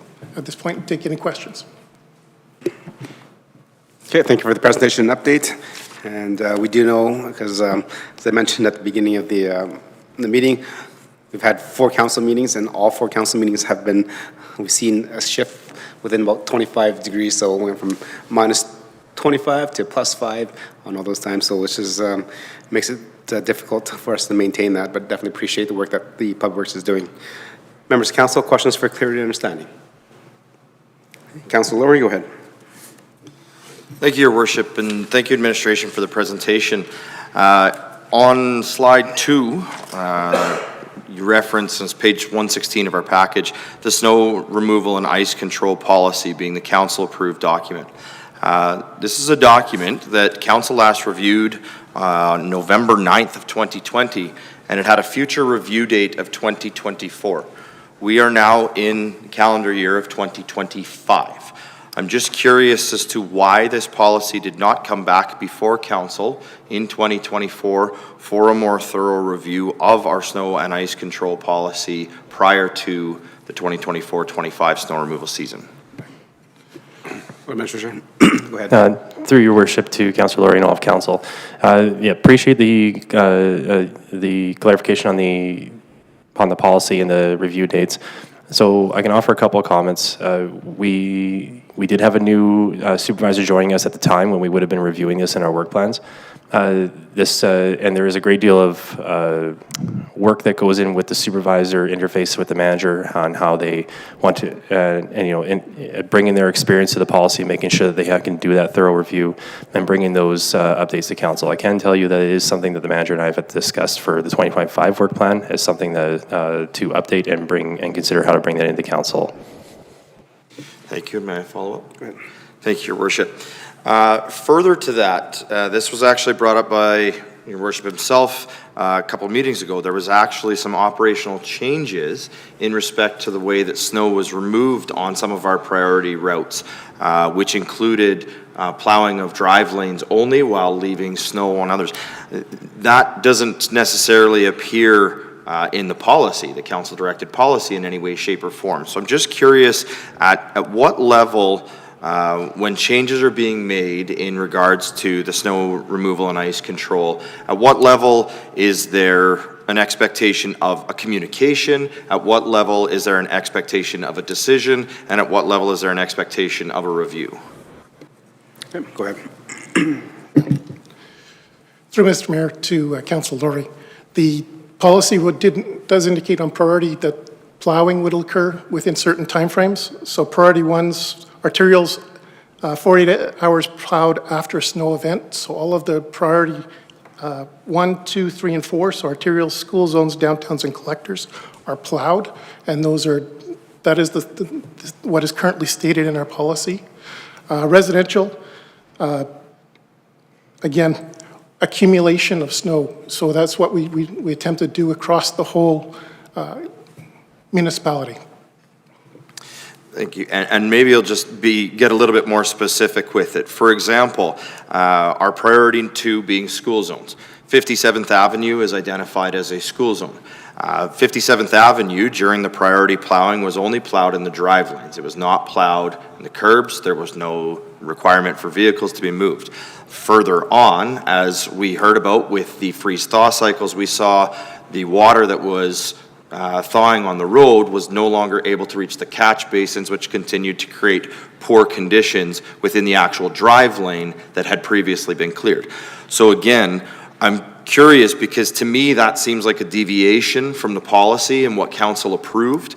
It was an operational change in the way that snow was being cleared. And so my question is, again, this policy did not come back before council on the review date that it was supposed to. Understandable that there were some changes.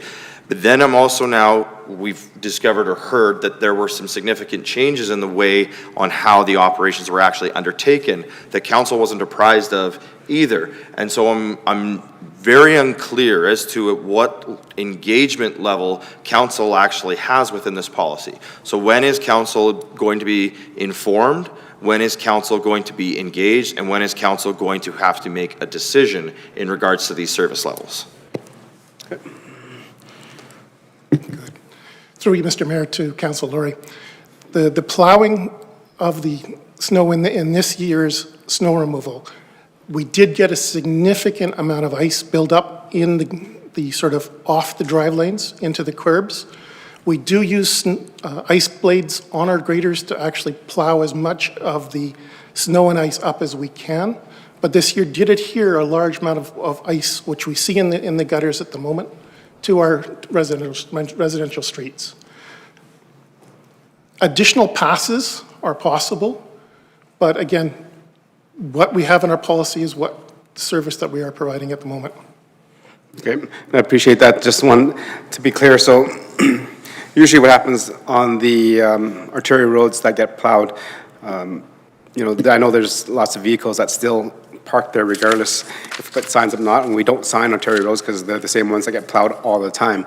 However, I just noticed, I'm not sure if it's in terms of budgeting or time constraints or the amount of snowfall, is that when those priority roads were taken care of and snow removed, it was the drive lane only. So where the sides where people were parking were not removed. Usually in years we'll see, you know, in and out traffic, which slows down the graders, which, you know, but then we set clumps. So what I noticed is that we did not do that this year. We just went down, maybe we made one pass one side, came back the other side, and then down the middle.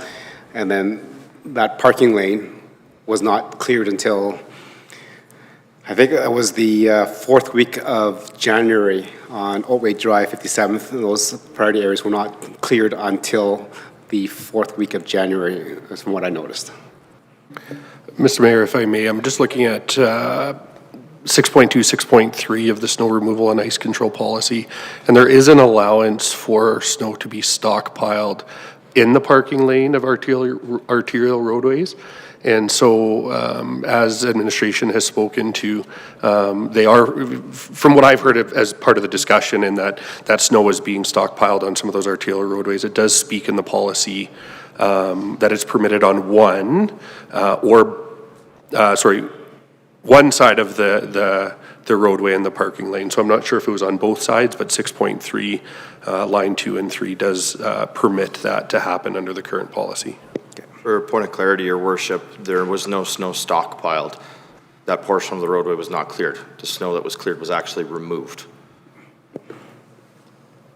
Okay, administration, thank you. Thank you, Your Worship, and to all of council. So I'll add a couple of comments additional to what the manager's offered tonight.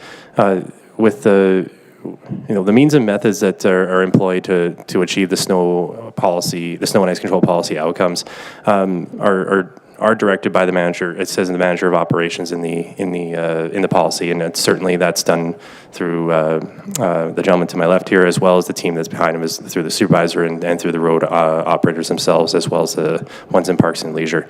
As the manager highlighted, there were some changing conditions this year that made perhaps certain approaches more challenging. He highlighted that there was a number of ice conditions and some other considerations as they went through the program this year.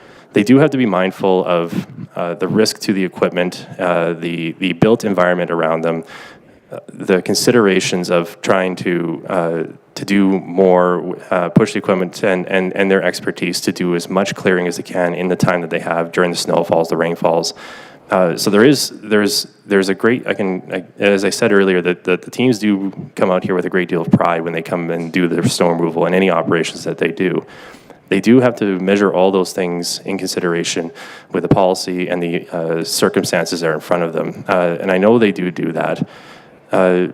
Certainly, if there's been a miss in the expectations with the policy, that's something that I can take back with the teams and see how we can improve those. I can tell you that we have a very good team of operators all the way through the supervisor and the manager here that have some good ideas in light of this challenge that we've had this year. And I think those are things that we can improve on into the next year and in future years as we go through this. If I may, Your Worship. Yeah, thank you. And just before that, I'll go back to you here. So in terms of that, I think there's a review coming later on this year in terms of the policy. So will those be considered as improvements or suggestions to council for approval? Pardon me, Your Worship, I missed part of the first part of what you were mentioning. I think I appreciate your commentary about we have good staff there and things need to change based on how we operate things based on the conditions of, we have freezing rain or extra snow here. We have to go back to the priority roads instead of some of the things we have done. And obviously our staff are very capable, so they're providing input to the manager and to yourself. So when we, as a council, review this policy later this year, will those be highlighted in those recommendations and maybe suggestions for change and how we maybe do things?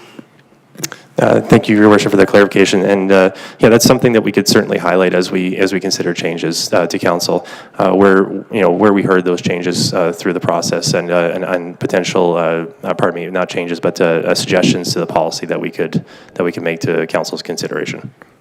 Thank you, Councilor. Excellent. Thank you, Your Worship. And I definitely appreciate that. And that's, again, when I go back to the question that I posed is in regards to that.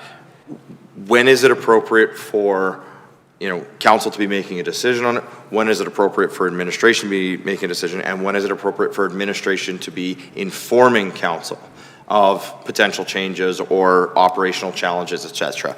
And part of the reason we go back to that is because, especially in these type of seasons, it is often council who hears directly from the residents about concerns and challenges in snow removal. And rather than busying administration with continuing to have to go back on one of scenarios when resident A contacts councillor A versus resident B contacts councillor B, resident C contacts councillor C, at what point in time is it more efficient to actually have administration informing council of any particular changes to the way that the operations are undertook, any particular changes into, as you said, when we encountered the difficult conditions?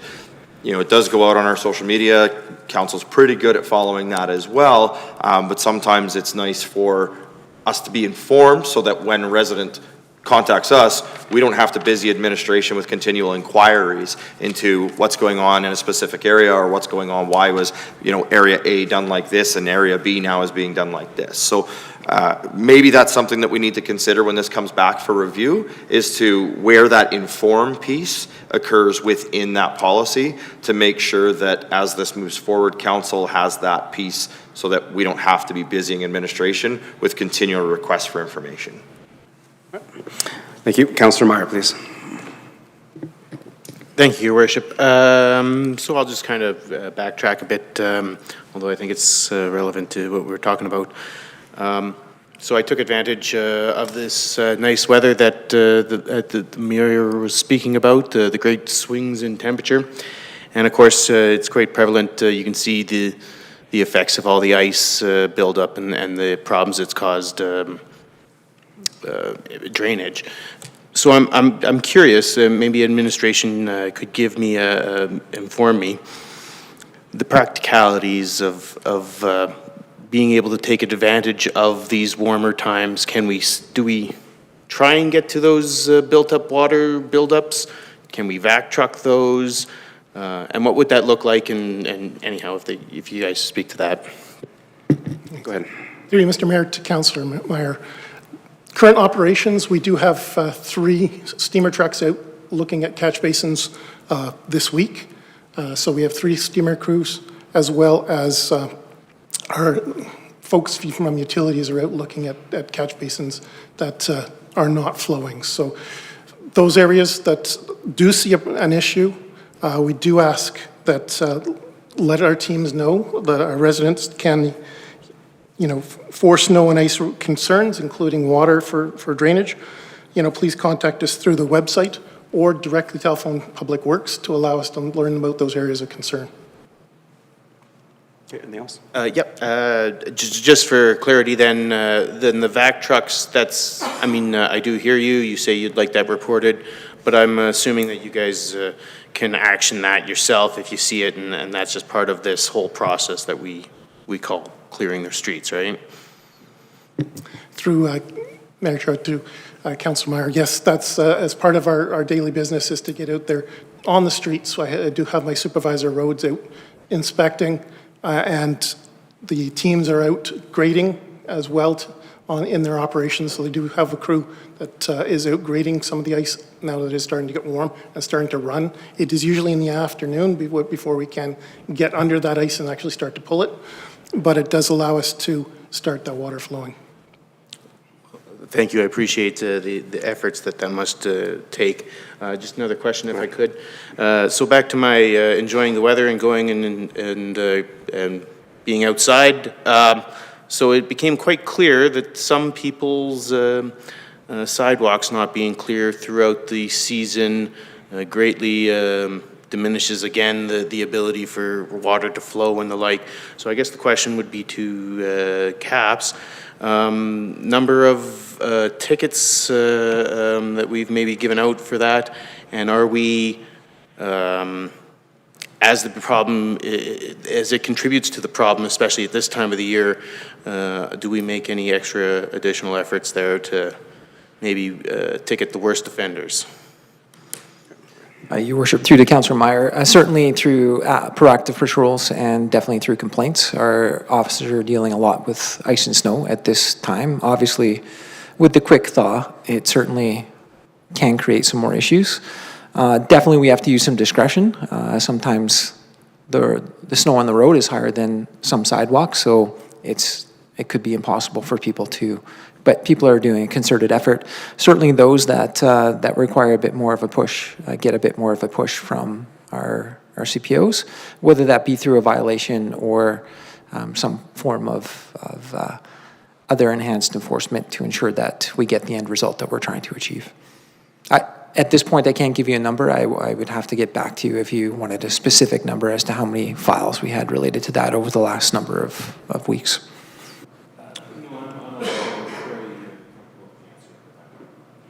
Okay.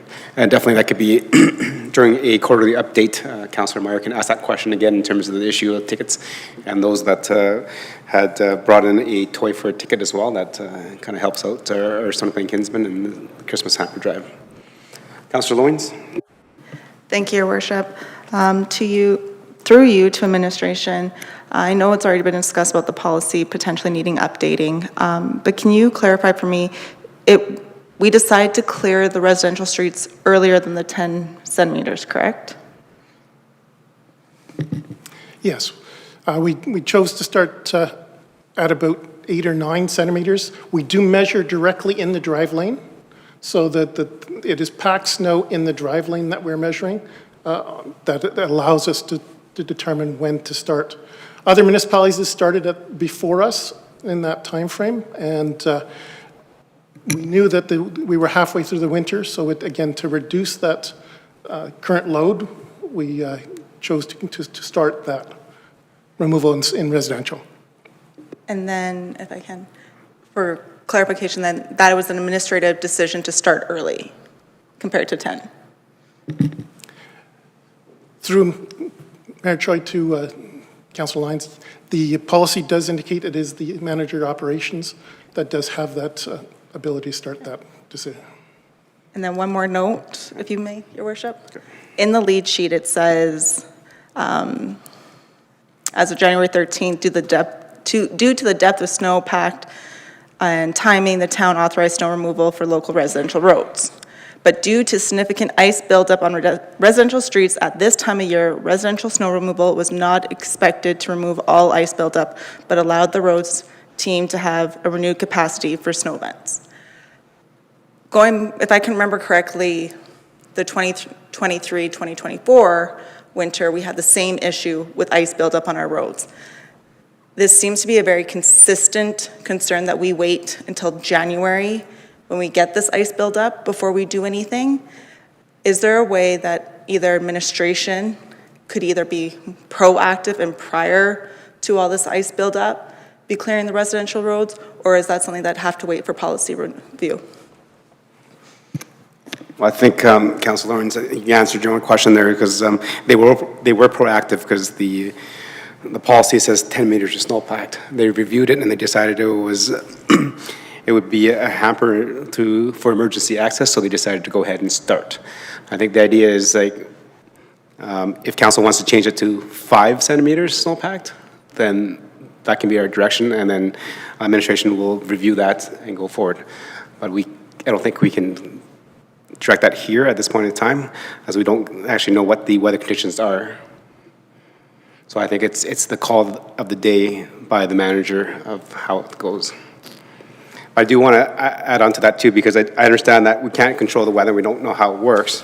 However, with the number of occurrences that we've had, the freeze thaw and the freezing rain, you mentioned that we do have 3 steam trucks in our midst that we can. So knowing that, and knowing that the weather was warming up, would have been, I'm not too sure if staff were out like last week when it was starting to warm up, to freeze out, to thaw out some of those areas that were a seasonal problem each and every year.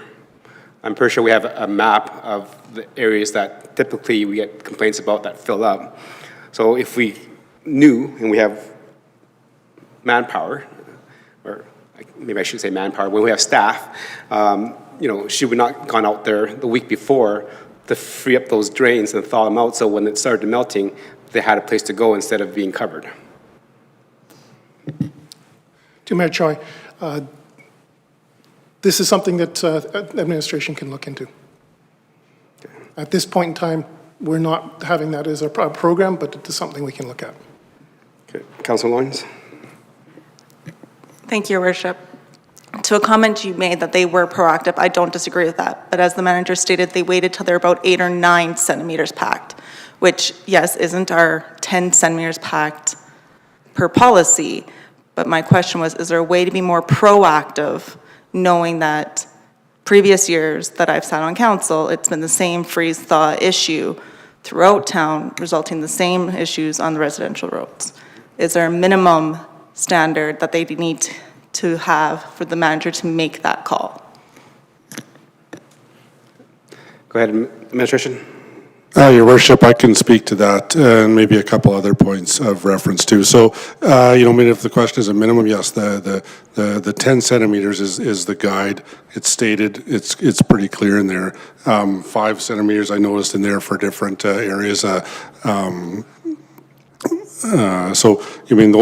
are some of the numbers that are there. But I'll be straightforward here. Choosing and picking and when snow removal gets engaged, is as much a feel. Sometimes it's a little bit of a predict the weather. Where are we at? How cold is it? Or how is it going to warm up? So on and so forth.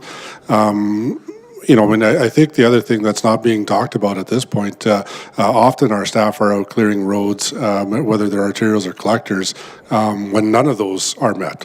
I come to work through the winter at 6:30 in the morning, and I'll see our teams out pushing snow on South Park Drive after not much snow whatsoever. So I know that the policy serves, and I'll just say this, it serves as a benchmark to a degree and a guideline to a degree, but I don't think I'll sit here and say it serves as an absolute one way or the other all the time. The freeze thaw, yeah, it does. It throws a bit of a loop. Lay of the road, the curvature of the road, how far down those graders can push onto that ice. I've spoken, I'm sure the manager could relate this, but I spoke a number of times to our operators about the heavy hits that the equipment takes and the pins that they snap and all that sort of stuff that becomes a challenge when you get onto that ice pack, or trying to cut it down, with the teeth on some of the blades and so on and so forth. I think one thing that I can also just provide a comment to, just in a broader sense, general sense, in some ways it's not a lot of rocket science going into snow removal. It's, the equipment, you get out there and you put in, whether it's 10-hour shifts or 8-hour shifts or however we're doing it, you put that, it's not overly rocket science. It's almost a metric of staff and equipment and timing that goes into it. Having said that, as I think the GM or the manager mentioned, you know, our staff take a lot of pride, and they try to, you know, they're trying to figure out what's the best way or which way, or, you know, should we go this way or that way first. You know, we didn't get into some of the complications that arise, not necessarily complications, but, you know, the reality on garbage days, as council's well aware, when there's waste days, we move from here to here, creates not necessarily confusion, but sometimes consternation amongst the public as to why would we flip from here to that one. The other one, I know we try to, it doesn't say in the policy, but we try to be somewhat observant of school days or what, you know, basically known as PD days. If the schools are going to be out on a Tuesday or a Thursday or a Friday, whatever it may be, we might delay on one hand to try to get in there when there's less traffic coming in. Not always the case and not always able to do it, but you know, that's the sort of stuff that besides what is noted in a policy format, which certainly does need to be reviewed, and council has to have the opportunity to have that dialogue and you know, put the direction into it. There's a number of things that go into it, and it you know, it never ceases to be a challenge, but you know, I would remain quite proud of the effort that goes into it, not just in the day work, so to speak, but the thought and the planning and the process and the allocations and so on and so forth. You know, our budgets continue to creep up, whether it's just fuel costs and hauling links going from, you know, where we have to go now all the way up to the north end of the community. I know we've got work going on and planning, thinking going into snow storage sites that provides an increased cost to that particular service in a one-time kind of capital, but in a roundabout way, that sort of cost goes in. So, Your Worship, sorry, I'll just stop there. Those were just some general observation perspectives over my time. Okay, thank you. Councilor Loyens, anything else?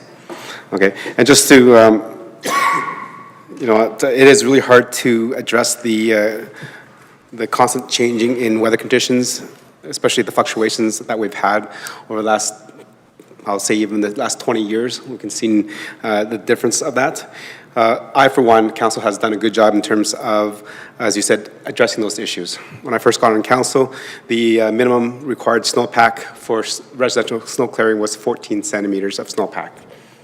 As the weather's changed, council reviewed that again, and we dropped it down to 12 centimeters. And over the last review, we dropped it down to 10 to address the conditions of the snowpack. We've also even added the clause that says when emergency access could be restricted, we gave the manager the opportunity to go earlier, as we mentioned here today, between 8 to 9 centimeters. So if council deems that that is not acceptable, then when it comes back, we can drop it down to 8 or to 7, but we don't know exactly where it is. I think, as the town managers mentioned, our staff do a great job of what they have in terms of how they determine it. It's never going to be right for everybody, and those are the conditions that we have to deal with. And if things are going to continue to go as they are, then a different service level may have to be reviewed in terms of what I've asked, you know, can we just go preemptive and just thaw out all the drains every year prior? You know, with that, but that's something that smarter people than me will have to do that thing, because I don't know anything about driving a grader or how that works. I, for one, tried to drive a grader in the public works yard. I almost took out 2 trucks and a fence, but that's a different story. So it is not for the faint of heart, and it requires a lot of skill level for that. Councillor Plechko. Yeah, thank you, Worship. I want to start off by saying snow and ice is not an easy industry to be in. Being in it for 30 years, I hear every complaint that you're hearing right now sitting up here at the council table, and I don't envy you that. That's kind of why we got out of it here just this past few years. I want to make a comment. I think that your staff have done a phenomenal job this past winter. I've watched closely. It's a bit of pet peeve of mine, the snow removal within our community, and I think it's done very well. Can we always do something better? Sure, we're hearing lots of things. And you know, and honestly, I look forward to seeing this policy hopefully before the next council term so that we can address some of the issues that we've seen this past year. I can relate to some of the councillors and some of the comments that went on. The lack of communication to council is a bit of a problem when it comes to snow and ice, because when we're getting complaints, it might be easy for me to answer a situation where somebody that's never been in a skid steer or a grader cannot answer that question. They just see the same side as what the resident is seeing. So the communication is probably the key thing that I heard here tonight for all of us when it comes to knowing what's going on in the town, and especially if we're changing things that we're kind of traditionally used to. And you know, some of us have been here, this is our second term, so we're kind of used to some things. And having somebody new come in is always good, because there's always new ideas. But when change comes about, it's not so good for those that are expecting the things that have happened in the past. So, you know, can we learn from this? Can there be new matrices? Sure there can.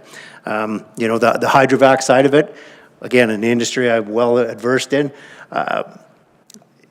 predicting the thaw and when it's going to flood, this year might be in this area, next year might be in another. It just depends on what snowpack was there and stuff like that. So again, kudos to your guys. Not an easy job to do snow removal, and always the biggest complaints that we have all winter long is the snow side of it. But there is some good things that we all know that need to come out of it that we can improve upon. So the sooner we see this policy in front of us, I think the better we'll be able to react to it. So going into the next season, whoever's sitting at this council table will know what the policy really is. So thanks for all your hard work. Thanks for your comments, Councilor Pletchko. Any more members of council for questions, comments, and questions? Nope. Okay. C9, thank you for the presentation, and on definitely behalf of council and our residents, thank you for the work that Public Works does to maintain our community. I know it's not an easy job, especially with the amount of freeze-thaw cycle that we're having now, and as getting lots of complaints regarding potholes. Usually we don't get complaints about potholes in the middle of February, but we do, so just please send along our thanks to our staff that are addressing that. I know it's kind of not safe and dangerous sometimes, and the stuff that we have to lay in there to fill the holes are not very adhesive and they do not stick well, but hopefully that clears up here in the next couple of months and we can get them addressed properly. So thank you. And members of council, I will need a motion. Councilor Laurie, please. Thank you, Your Worship. I'll move that Town Council accept the 2025 mid-season snow and ice control update for information. Okay. Thank you, members of council. Any debate on the motion? Call the question, all in favor? That's carried. All right. Looking at 9.3 of our agenda, this is a update of the Housing Accelerator Fund that we received from the federal government.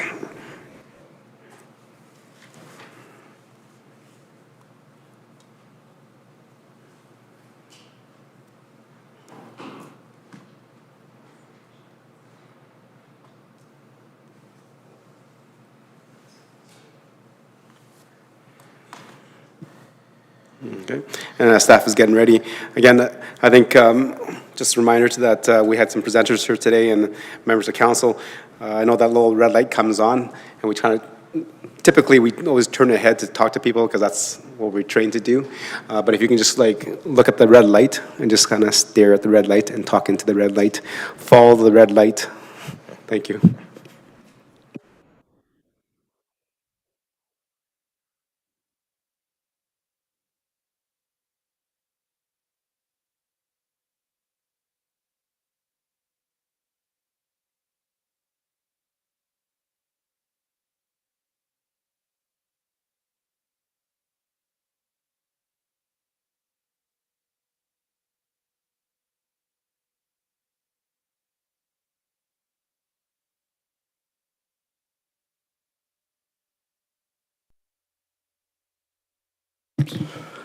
Good evening again, Council. Again, my apologies here, just some technological challenges here. But I'm very excited to finally be able to provide you guys with an update. It's been almost a year, I think, since I've had a formal update on the Housing Accelerator Fund. So let's get into it. So in the PowerPoint presentation here, we have some background, review of the action plan, the recommendation itself, and some next steps. So as a little bit of a background, the Housing Accelerator Fund is an incentive funding program released by the federal government through CMHC, and it's designed to increase housing supply and support development of complete communities, affordable, inclusive, equitable, and diverse communities, as well as low carbon and climate resilient communities.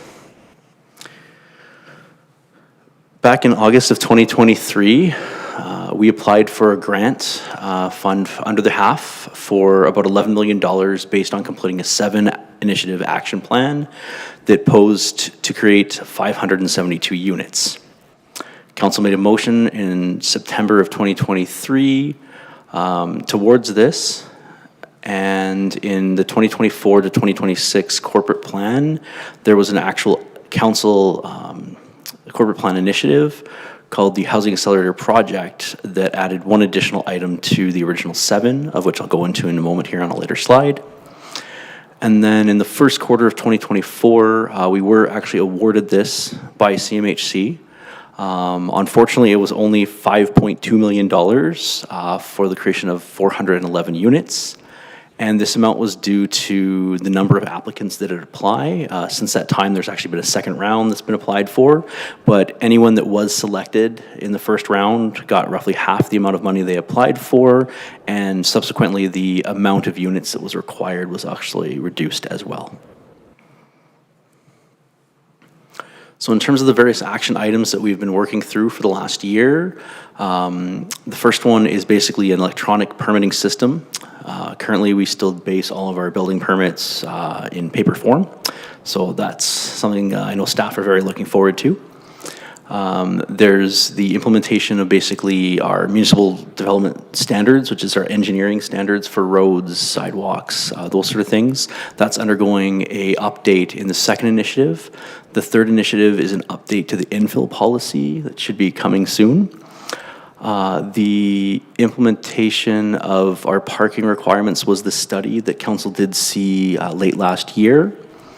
The legal agreements are some, if you do go on our website, we do have some pre-developed legal templates to allow landowners to kind of fast track from a legal standpoint affordable housing projects. We're just in the heat of working through the land use bylaw update. That should be coming to council within the next month or so. And then enabling mixed-use redevelopment of underutilized town-owned land. So that's basically creating a program to explore using municipal land towards housing development. And the 8th one, as mentioned earlier, that was, as noted on the slide here, added during the corporate plan is supportive community collaboration for innovative, diverse housing projects.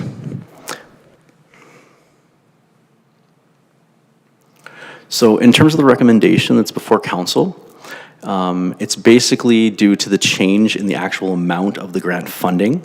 The initiative specifies to use just $5 million in change towards completion of these 8 different action items, for which most of the funding has already been provided with the last recommendation that council did approve about a year and a half ago or so.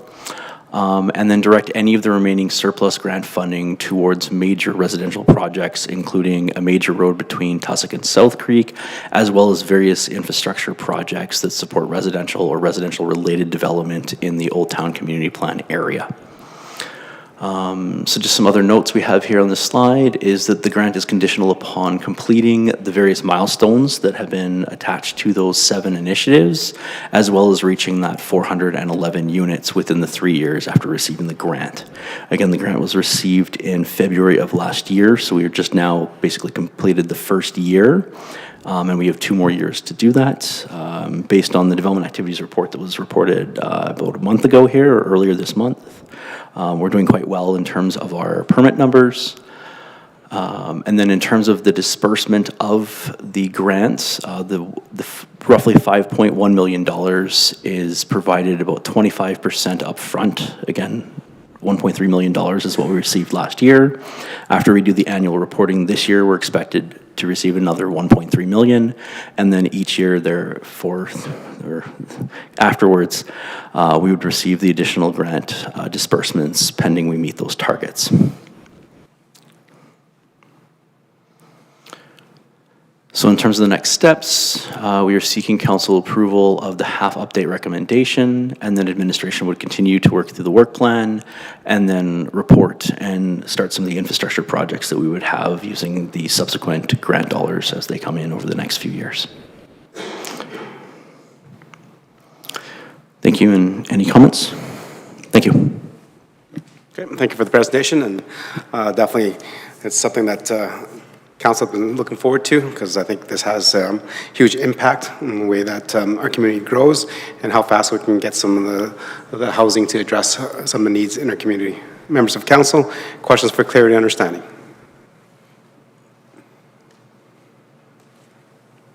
Okay, Councillor Laurie, please. Thank you, Your Worship, and just want to clarify again, since we are in public here, can the manager provide us with the number of starts that we achieved in the first year? So again, we saw the new requirement was 411 units over the 3 years of the plan. Where are we to date in that? Okay, go ahead. So just for clarity on that, through Your Worship to Councillor Laurie, it's not a calendar year in terms of January 1st to December 31st, so it is about the middle of February to the middle of February.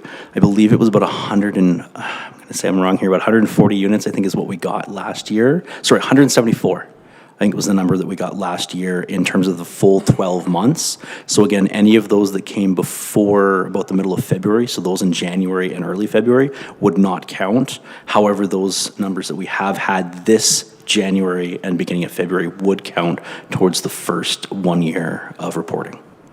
Thank you. I'm just wondering if maybe council could receive an email update with a confirmation of the number of starts we've received since the start of the program, just so we understand where we are in relation to the 411.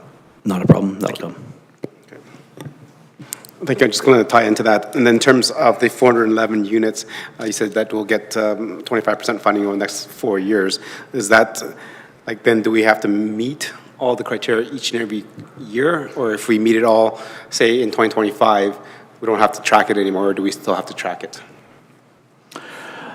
Through Your Worship to all of council, so my understanding talking to the CMHC representatives is that as long as we reach that target within the 3 years, we're good. If we do it in 2 years, awesome. If it's closer to the end of the third year there, still within the 3 years, we're fine. And again, there is some flexibility, I know, working with them in terms of meeting the milestones and those dates, so they do take into consideration local factors and considerations for any other aspects that would take place during the year to influence those numbers. Okay. So based on my calculations, we need 237 starts for the next 2 years to meet our goal. So I think we might exceed that. Members of council, any other questions for clear understanding? Okay. Seeing none, I'm just going to ask in terms of the question regarding directing some funding to major infrastructure projects, as mentioned by our staff here on this slide, the Tussoks in South Creek area, and also then other older support of the Old Town South Community Plan, and also residential developments throughout the community. I know there's like no number attached to that, so out of the roughly $5.2 million, we have a list of initiatives that staff have taken care of in terms of software, staff, and et cetera. Do we have a ballpark number of how much we think that would be left over to use for these infrastructure projects? Through Your Worship to all of council. So right now, the estimate budget for the 7 or 8 action plan initiatives is roughly $2 million. So with 5.1 roughly, that would leave about 3 point some odd mil available for infrastructure projects. Okay, that's $3,186,000, 466.80 cents. Okay, that's good. All right, any more questions for a clear understanding? No. Okay, thank you for your presentation. Appreciate that. We will go to Deputy Mayor for the motion, please. Thank you, Mr. Mayor. I'll move that that Town Council approve expenditures in the amount of up to $5,186,466.80, funded by the Housing Accelerator Fund grant to complete the action plan initiatives, and direct any remaining grant dollar amount towards funding the future major road between Tussock and South Creek, and infrastructure projects that support residential or residential-related development in the Old Town Community Plan area. Okay. Thank you, Deputy Mayor. Members of Council, any questions, comments, and debate on the motion on the floor? Oh, thank you, Administration, for bringing this forward. I know this is an update because we were originally had approved in a plan for $11 million as an application. Gives us a little bit of clarity of what we received and where we were going forward with this, so thank you. Call the question, all in favor? That is carried. Now we move on to 9.4, which is the strategic plan for 2025 and 2028. And this is the plan that's coming to be updated, comes from the priorities that Council has kind of spoke about, talked about, and had those considerations at our strategic plan in January. Go ahead, Administration. Thank you, Worship. Good evening, Your Worship and Council. Thank you for the opportunity for providing for this evening for your review and consideration for approval is the revised strategic plan for 2025 to 2028. This plan builds on the established direction Council provided in 2022 with updates based on your annual review, which occurred in January. A copy of the strategic plan has been included in the meeting agenda package beginning on page 137. To guide this strategic plan, it's important to reflect on who we are as a community. Stony Plain is a growing urban center in the Edmonton metropolitan region. 18,000 people call Stony Plain home, and 1,100 businesses serve our residents and the region. We use the strategic plan as a roadmap to provide focus to our commitments to the community and with the important actions we will take to move Stony Plain towards our long-term vision. Before moving into the details of the plan, I would like to highlight some important broader context. First, around the overarching theme of guiding community growth. We developed this plan anticipating Stony Plain's population will grow to 30,000 residents in the near future. This means determining what we need to provide the services, programs, and decisions that will ensure Stony Plain successfully reaches this milestone as a stronger and more vibrant community. The second important piece of broader context is our long-term vision for Stony Plain. With Council's continued guidance and direction, we seek to ensure the strategic plan remains relevant and reflective of our current and future resident needs for a community with a high quality of life.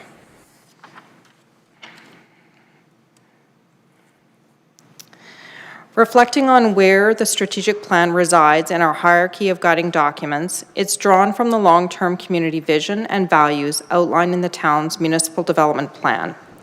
Following the approval by Council, administration will utilize the strategic plan to prepare priority projects and adjustments to operations, which will be presented to Council in the form of the corporate plan in November. The corporate plan provides the funding and resource allocations for projects, programs, and services delivered to our residents and businesses, as well as addressing the key actions outlined in the strategic plan. Within the revised plan presented this evening, there are 5 strategic pillars that capture the framing of values and goals. They tell the story of who we are and where we want to go, providing a structure to direct planning and decision-making. Each pillar is equally important, and together they provide the path forward. The first strategic pillar I will speak to is governance and partners. This strategic pillar signals that community development requires input and contributions from many different constituents.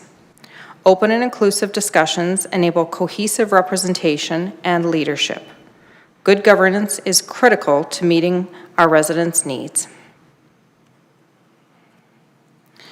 Within this strategic pillar, we continue to identify key actions that pursue partnerships and advocacy to advance the noted key actions, including the redevelopment of Old Town South, as well as opportunities to strengthen partnerships with Edmonton Metropolitan, Tri-Municipal, First Nations, Inuit, and Métis neighbors. In recognizing the decision to wind down the Edmonton Metropolitan Region Board, we have added the wording Edmonton Metropolitan to the third key action. This demonstrates the town's commitment to the early stages of redefining and structuring our regional partnership framework.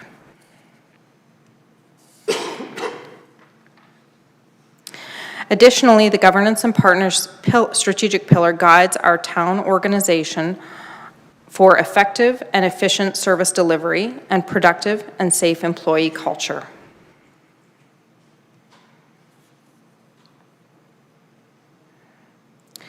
The third commitment under Governance and Partnership Strategic Pillar identifies key actions associated with utilizing meaningful engagement with residents and stakeholders to ensure integrated decision-making. Moving to our second strategic pillar of community development, within this, we endeavor to celebrate and enhance our community culture and spirit, provide a safe environment for all, and foster a sense of belonging and inclusion. The key actions within the first commitment have been identified to support, celebrating, and promoting local art, history, and culture. The key actions we also commit to ensure the safety of our community, especially in regards to the CN rail line, pedestrian corridors, and the service levels that monitor and enforce public safety to meet the needs of the community. The third key action to ensure public safety service levels has been enhanced with the wording responsive to emerging areas of concern in recognition of both the importance and evolving nature of public safety. A new key action that has been added to this commitment is the fourth item, to ensure our ongoing efforts to guide emergency preparedness provides a safe and timely response as required. The third commitment to community development continues to bolster volunteerism, neighborhood development, community leadership, supporting diversity and inclusion and immigration through the Together We Shine initiative, developing innovative and diverse housing options, and involving youth and future generations to ensure we are fostering a sense of community belonging and inclusion. Our third strategic pillar is of supportive infrastructure, ensuring thoughtful resources and effort are allocated to maximize our community assets and planning for future amenities that are needed. Our commitments to this priority will continue to strengthen community connectivity and diverse modes of transportation and invest in municipal facilities. A new key action that has been added to this commitment is to continue to plan, design, and build the redevelopment of Old Town South. While this effort has been ongoing for many years to plan for the redevelopment of Old Town South, with the groundbreaking last fall for the new recreation center, it is a clear signal of a shift to implementation. Additionally, the town will also continue to plan and construct much-needed new amenities to support our growing community, including outdoor spaces. There has been adjustments to the key action related to the new recreation facility. The town will now advance the planning for the next phase of this important facility in our community. Shifting to the strategic pillar of economic opportunity, the town is committed to actions that support our current business community and to attract new business. We will continue to focus on the key actions that will provide local job opportunities and a prosperous business climate guided by our economic development strategy, targeting commercial areas of our downtown, North Business Park, and highway corridors, with a collaborative regional emphasis. Our final strategic pillar is environmental responsibility, outlining our commitment to protecting the environment for our residents today and in the future. The key actions identified to support this commitment include pursuing opportunities to enhance our waste and recycling facilities, leveraging funding and partnerships, advancing recommendations from our environmental and urban agricultural master plans, as well as building community supports for environmental initiatives through public education and communication campaigns. In closing, following your approval, the plan will be shared with community and key stakeholders. Administration will monitor and report on the status of the strategic plan with quarterly updates to Council. Thank you, Your Worship. We'd welcome any questions at this time. Okay, thank you for the presentation, Administration, and thank you for listening to what Council had to say at our strategic plan and making those changes. As we know that the overarching community driver of our town is the municipal development plan, as mentioned, and then through that, it trickles down to council as we look at and review our strategic plan, which then translates to the corporate plan that we see each and every year. So members of council, any questions or comments on the presentation? And I believe the entire document is also on our agenda as well. Okay. Seeing none. Move back to Councillor Laurie, please, for the motion. Thank you, Your Worship. I will gladly move the Town Council approve the strategic plan for 2025 through 2028. Okay, thank you. Any questions, comments, and debate on the motion? Councillor Meyer, you got your hand up, go ahead. Just a comment.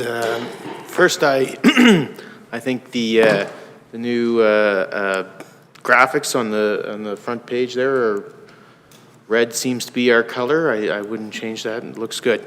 But I would also just make comment. I know that there's a group down at the Pioneer Museum looking forward to a visit from our CAO. I know they appreciate the outreach that this document sort of initiates. So we're all looking forward to that, and I'm sure the community gets a lot out of this as well. Thank you. Appreciate those comments. And yes, I think the speaking engagement tour of the CEO, I think he charges $25 entry fee, right, or a speaking fee. I'm not too sure of that, but or a donation to a charity of your choice. Thank you. Yes, and actually, it's a great way for our community groups to be engaged, to hear what is being approved by council. And a lot of these initiatives are comprised and derived from our community groups and residents to the various channels that we have in terms of surveys, plans, and just consultation with them throughout the years. Okay, any more questions, comments, debate? Okay. So on behalf of Council William Plain and the residents, thank you for bringing this forward and kind of shaping it to the way you did. As many residents that are in chambers today can see how much effort has been put into this. If you want to know where the town is going, please read our municipal development plan. That's our vision for the 25 to 30-year vision of the town of Stony Plain. If you want to know what's happening in the next couple of years, please read our strategic plan. That's the vision that guides us. And if you want to know what's happening this current year, look at our corporate plan. Right? There's nothing hidden in our stuff. It's all visible for everybody to see where we're going. And a lot of things that we might see today started 5 to 10 years ago. And that's how things have to go through the chambers. And as we heard from conversations amongst some of the different updates, council makes those adjustments and changes from what we hear. But it does take time to actually fully build out that concept. So I ask members of our residents to be patient with us, because a lot of those things that we see and we reference to different master plans, your input was recorded. It's in there, but it's just not the highlight of this corporate plan, this strategic plan, because we can't do everything at once. And that's why we see things that rotate. And currently right now, we see a lot of things regarding Old Town, is because that is the area we're focusing on. A couple years ago, the highlight was infrastructure. We did Veterans Boulevard. That was on, I think, many times again and again, and getting the 28th Street access right in. That was on our strategic plan. So the things that you see in a community that have happened now were on our plan a couple years ago, and things that you see today will be getting done and completed in a couple years. So if any members of our community want to see where we're going, please read those plans. If not, talk to any member of council. We're heavily involved in it, and as you can see the passion, we try to add a little flavor to it to make sure that every voice is heard around the table. So, members of council, thank you for your work over the last 4 years in our strategic planning process. I know at times, residents don't see that. They see a united front, and that is how we govern. We govern with a united front, but we do debate. We do push our buttons. We do try to convince each other of what is a better strategy or a better avenue of going. But we do respect each other, and once the decision of council is made, we will walk together in that direction. And that's why our residents will always see a united front from members of our council, so that we have that security and understanding that the town is solid in our footing and solid in our decisions going forward. Okay. With that, I'll call the question. All in favor? That is carried. Okay. All right, moving on to the agenda is number 10. Number 10 is council discussion. This is the time that council can bring up issues that we've heard from our residents, maybe share some things that are happening in our committees with the members of council and to our senior leadership team. Okay, we'll start with Councilor Pletchko. Anything to add today? Nothing this evening, thank you. Okay. Councilor Meyer. Thank you for not picking me last. Just had an opportunity to get out to the coldest night walk in Spruce Grove there. Saw lots of fellow Spruce Grove councilors and community groups. I believe they were able to raise $61,000. So congratulations to the Parkland Food Bank. But I would also like to just raise an issue. Saturday morning, apparently the garbage cans on Main Street were vandalized and garbage strewn about. And when I had an opportunity to speak with the business owner, or a business owner, they said, oh, well, this happens frequently. So I'm wondering if administration could maybe get some locks on those garbage cans, and maybe we can prevent that from being an ongoing issue. Okay, that's a good suggestion. And I think that'll be carried on to our staff to review and to see what the logistics is, and if it's possible or not. Go ahead. Through your worship, the Councillor Meyer, we'll take a look at what we can do to secure the lids on those a little bit better. I'll see what the ideas staff may have to take a look at that. Appreciate that. Okay, thank you. Councillor Laurie? Nothing this evening, Your Worship, thank you. Councillor Loyens? Thank you, Your Worship. Just wanted to point out that on Wednesday, it is Pink Shirt Day, which is also known as the Anti-Bullying Day. This raises awareness about bullying not only in school, but at workplaces, at home, and online. So wear pink on Wednesday, just like the Mean Girls say. Thank you very much. Councillor Hansard? Thank you, Councillor Hansard. You've been very, very quiet today. Deputy Mayor? Thank you, Mr. Mayor. A couple of notes, just for public awareness. Conversation has been ongoing with administration around the potholes specific to 48th Street and 44th Ave, both north and southbound. Administration is aware. I believe engagement is being undertaken with Alberta Transportation. That's not something that we directly control, but advocate to Alberta Transportation to come in repair. I know there's some pretty big holes opening up both north and southbound, as well as the pothole that is westbound on 44th and South Park Drive. Directly across from the Westview Health Center, and that's westbound. Those were made known to administration already. For the public, if there's additional locations found throughout the community, please use the reported page on the town website.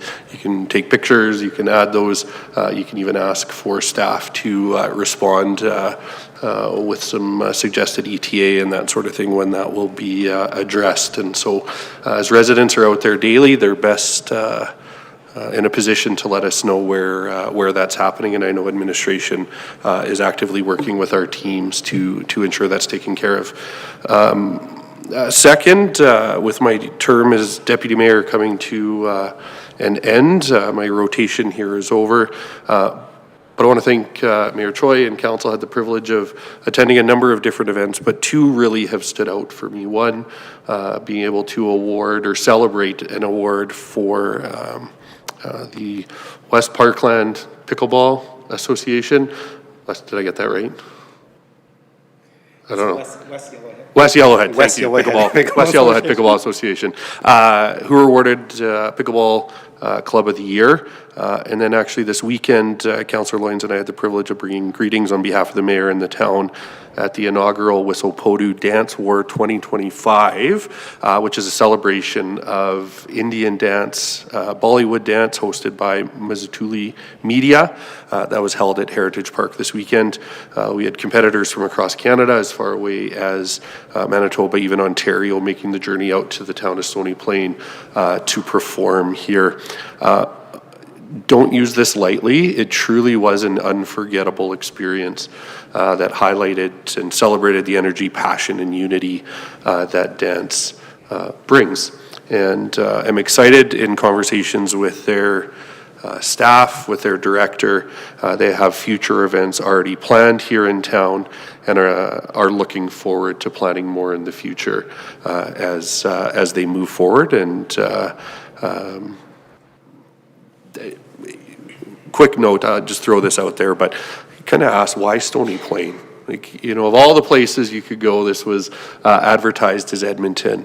And they talked very highly of the facility and the staff at the facility over at Heritage Park, and you know, really suggested that there wasn't much like that they could find in the city that provided the level of convenience, the level of rooms, the number of people that are able to access and so on. And so really, really good feedback from them. And through it, I know Councillor Loyens and I had great conversations with recreation groups, business owners, and so on that are looking to potentially make a home here in our community as well. And so what started as a dance celebration turned into a bit of an economic development session, and we look forward to seeing some of that hopefully come to fruition for the residents of Stony Plain. Thank you for that, Deputy Mayor. Councillor Loyens, you have something to add? That their next event that they are hosting is on May 17th. It is a Saturday at the Heritage Pavilion. Well, thank you for that. I appreciate both of Deputy Mayor and Councillor Loyens attending. So can Council have a demonstration of the dance-off between the two of you?